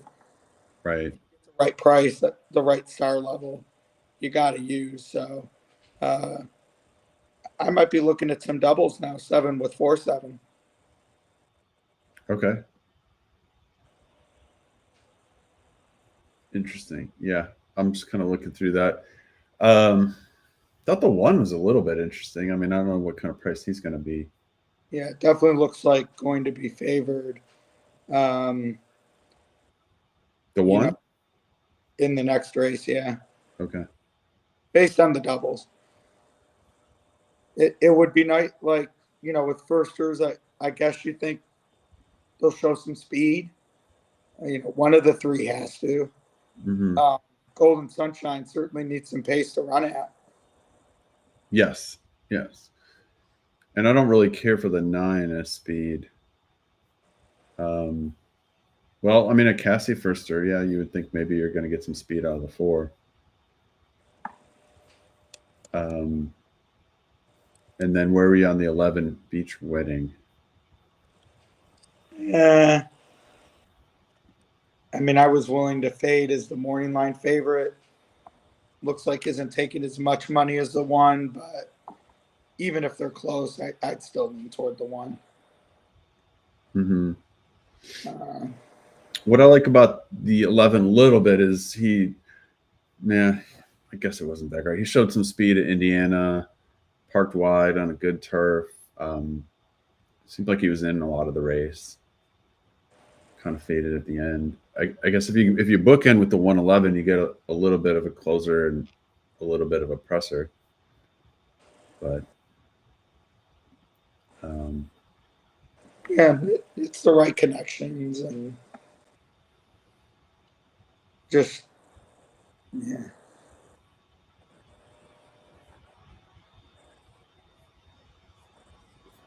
yeah. First time report, they were just 4 stars, no 5 stars. No 5 stars. The 6 had 3 stars, and then the 4-7 were the 4. Yeah.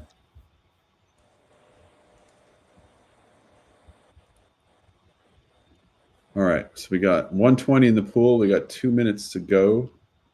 So last call for tickets. I'm going to try to get something in here.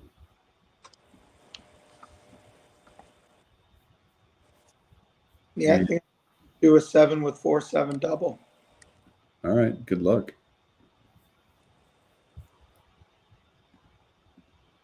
Yeah, I got to get my Squash Blossom play in. And yeah. I was kind of 1-7 here, but kind of talked myself into the 11 as a price. And yeah, I don't blame you.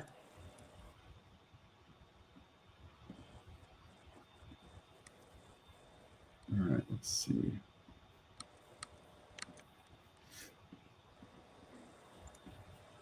What is the 11 now? What's that? 25-1. Yeah, take a shot. Hello.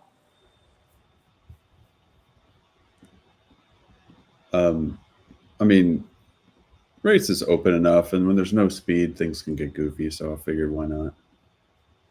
All right, they're at the gates. So good luck, everybody, on this one. Pick 5. Yeah.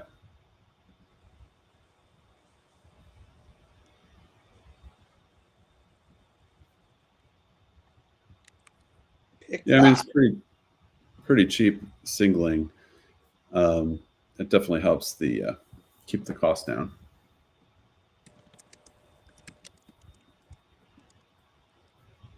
All right, still a few to go. Not too many though. 3 or 4. Oh, Bread to Run just clicked down to 8-5. Yeah.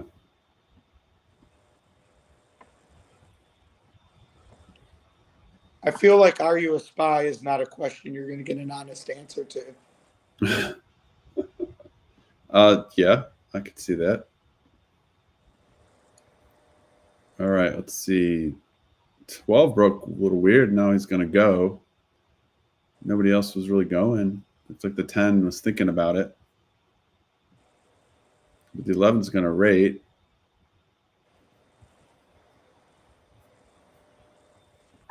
And the 4's on the lead pretty easy. It didn't seem like the 4 did much of anything to get to the lead. Delacour, good trainer.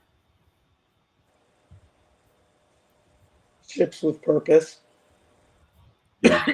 Oh, here goes the 11. Here's my 11 going in, gunning for that lead. How about that? All right. And probably a premature move by Alvin Jimenez, but we'll see. When you watch the last few and see horses go gate to wire. Yeah. Well, that's what we want, because it can speed up for the last 3. It starts to get hot. Who said that the 10 has got some horse? Here. All kinds of prices. The question is, that they wear the 4 out. Here's the 8. Parking lot pours. 7's toast. There's the 3. 3 looks like a freight train. Yeah. That's a tough move that wide, though. It is. Yeah, I mean, they still got to get to this. Well, he's got a lot of horse, though. A lot of horse. The 8's not done, but yeah, the 3's it's got a lot. Even money. 3, 4, 8, 10. All right. Well, so much for beating the chalk there. Wow, even money. Authentic's having a synthetic come up tonight. Oh, right. It's two in a row. Forgot to bring the race up, but I assume most people are watching at home. Does Ed have symposium flu? Ed had whatever he had on the way to the symposium and the way back. It's just on the way back, you were done with it. You're like, give me as many drugs as possible. Yeah.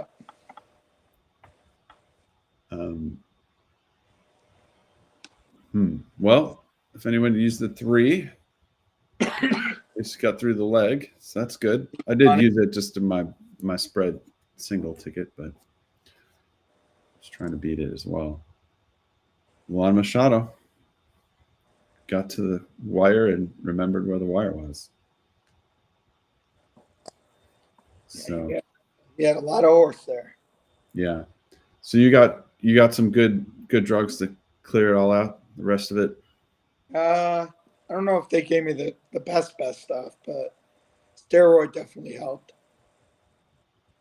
Yeah. Yeah. Matt said that tough on the data. The 3 was a huge advantage. Yeah, it was. It's just it's hard to get excited about even money, and yeah. I mean, I guess you could single it, but I don't know, it didn't really look like a single to me. Yeah, I mean the breeding psyched me out a little bit, and I mean I did think the 7 moved and ran okay. I mean had to make a couple moves. Obviously wasn't ever winning that race, but Yeah. Even money versus 4-1. I So get what do it. you think the super effective pays with even money on top, but yet 42 to 1 underneath? Yeah. No. 11 horses. We made it over 1,000 concurrent viewers, so that's great. I'll say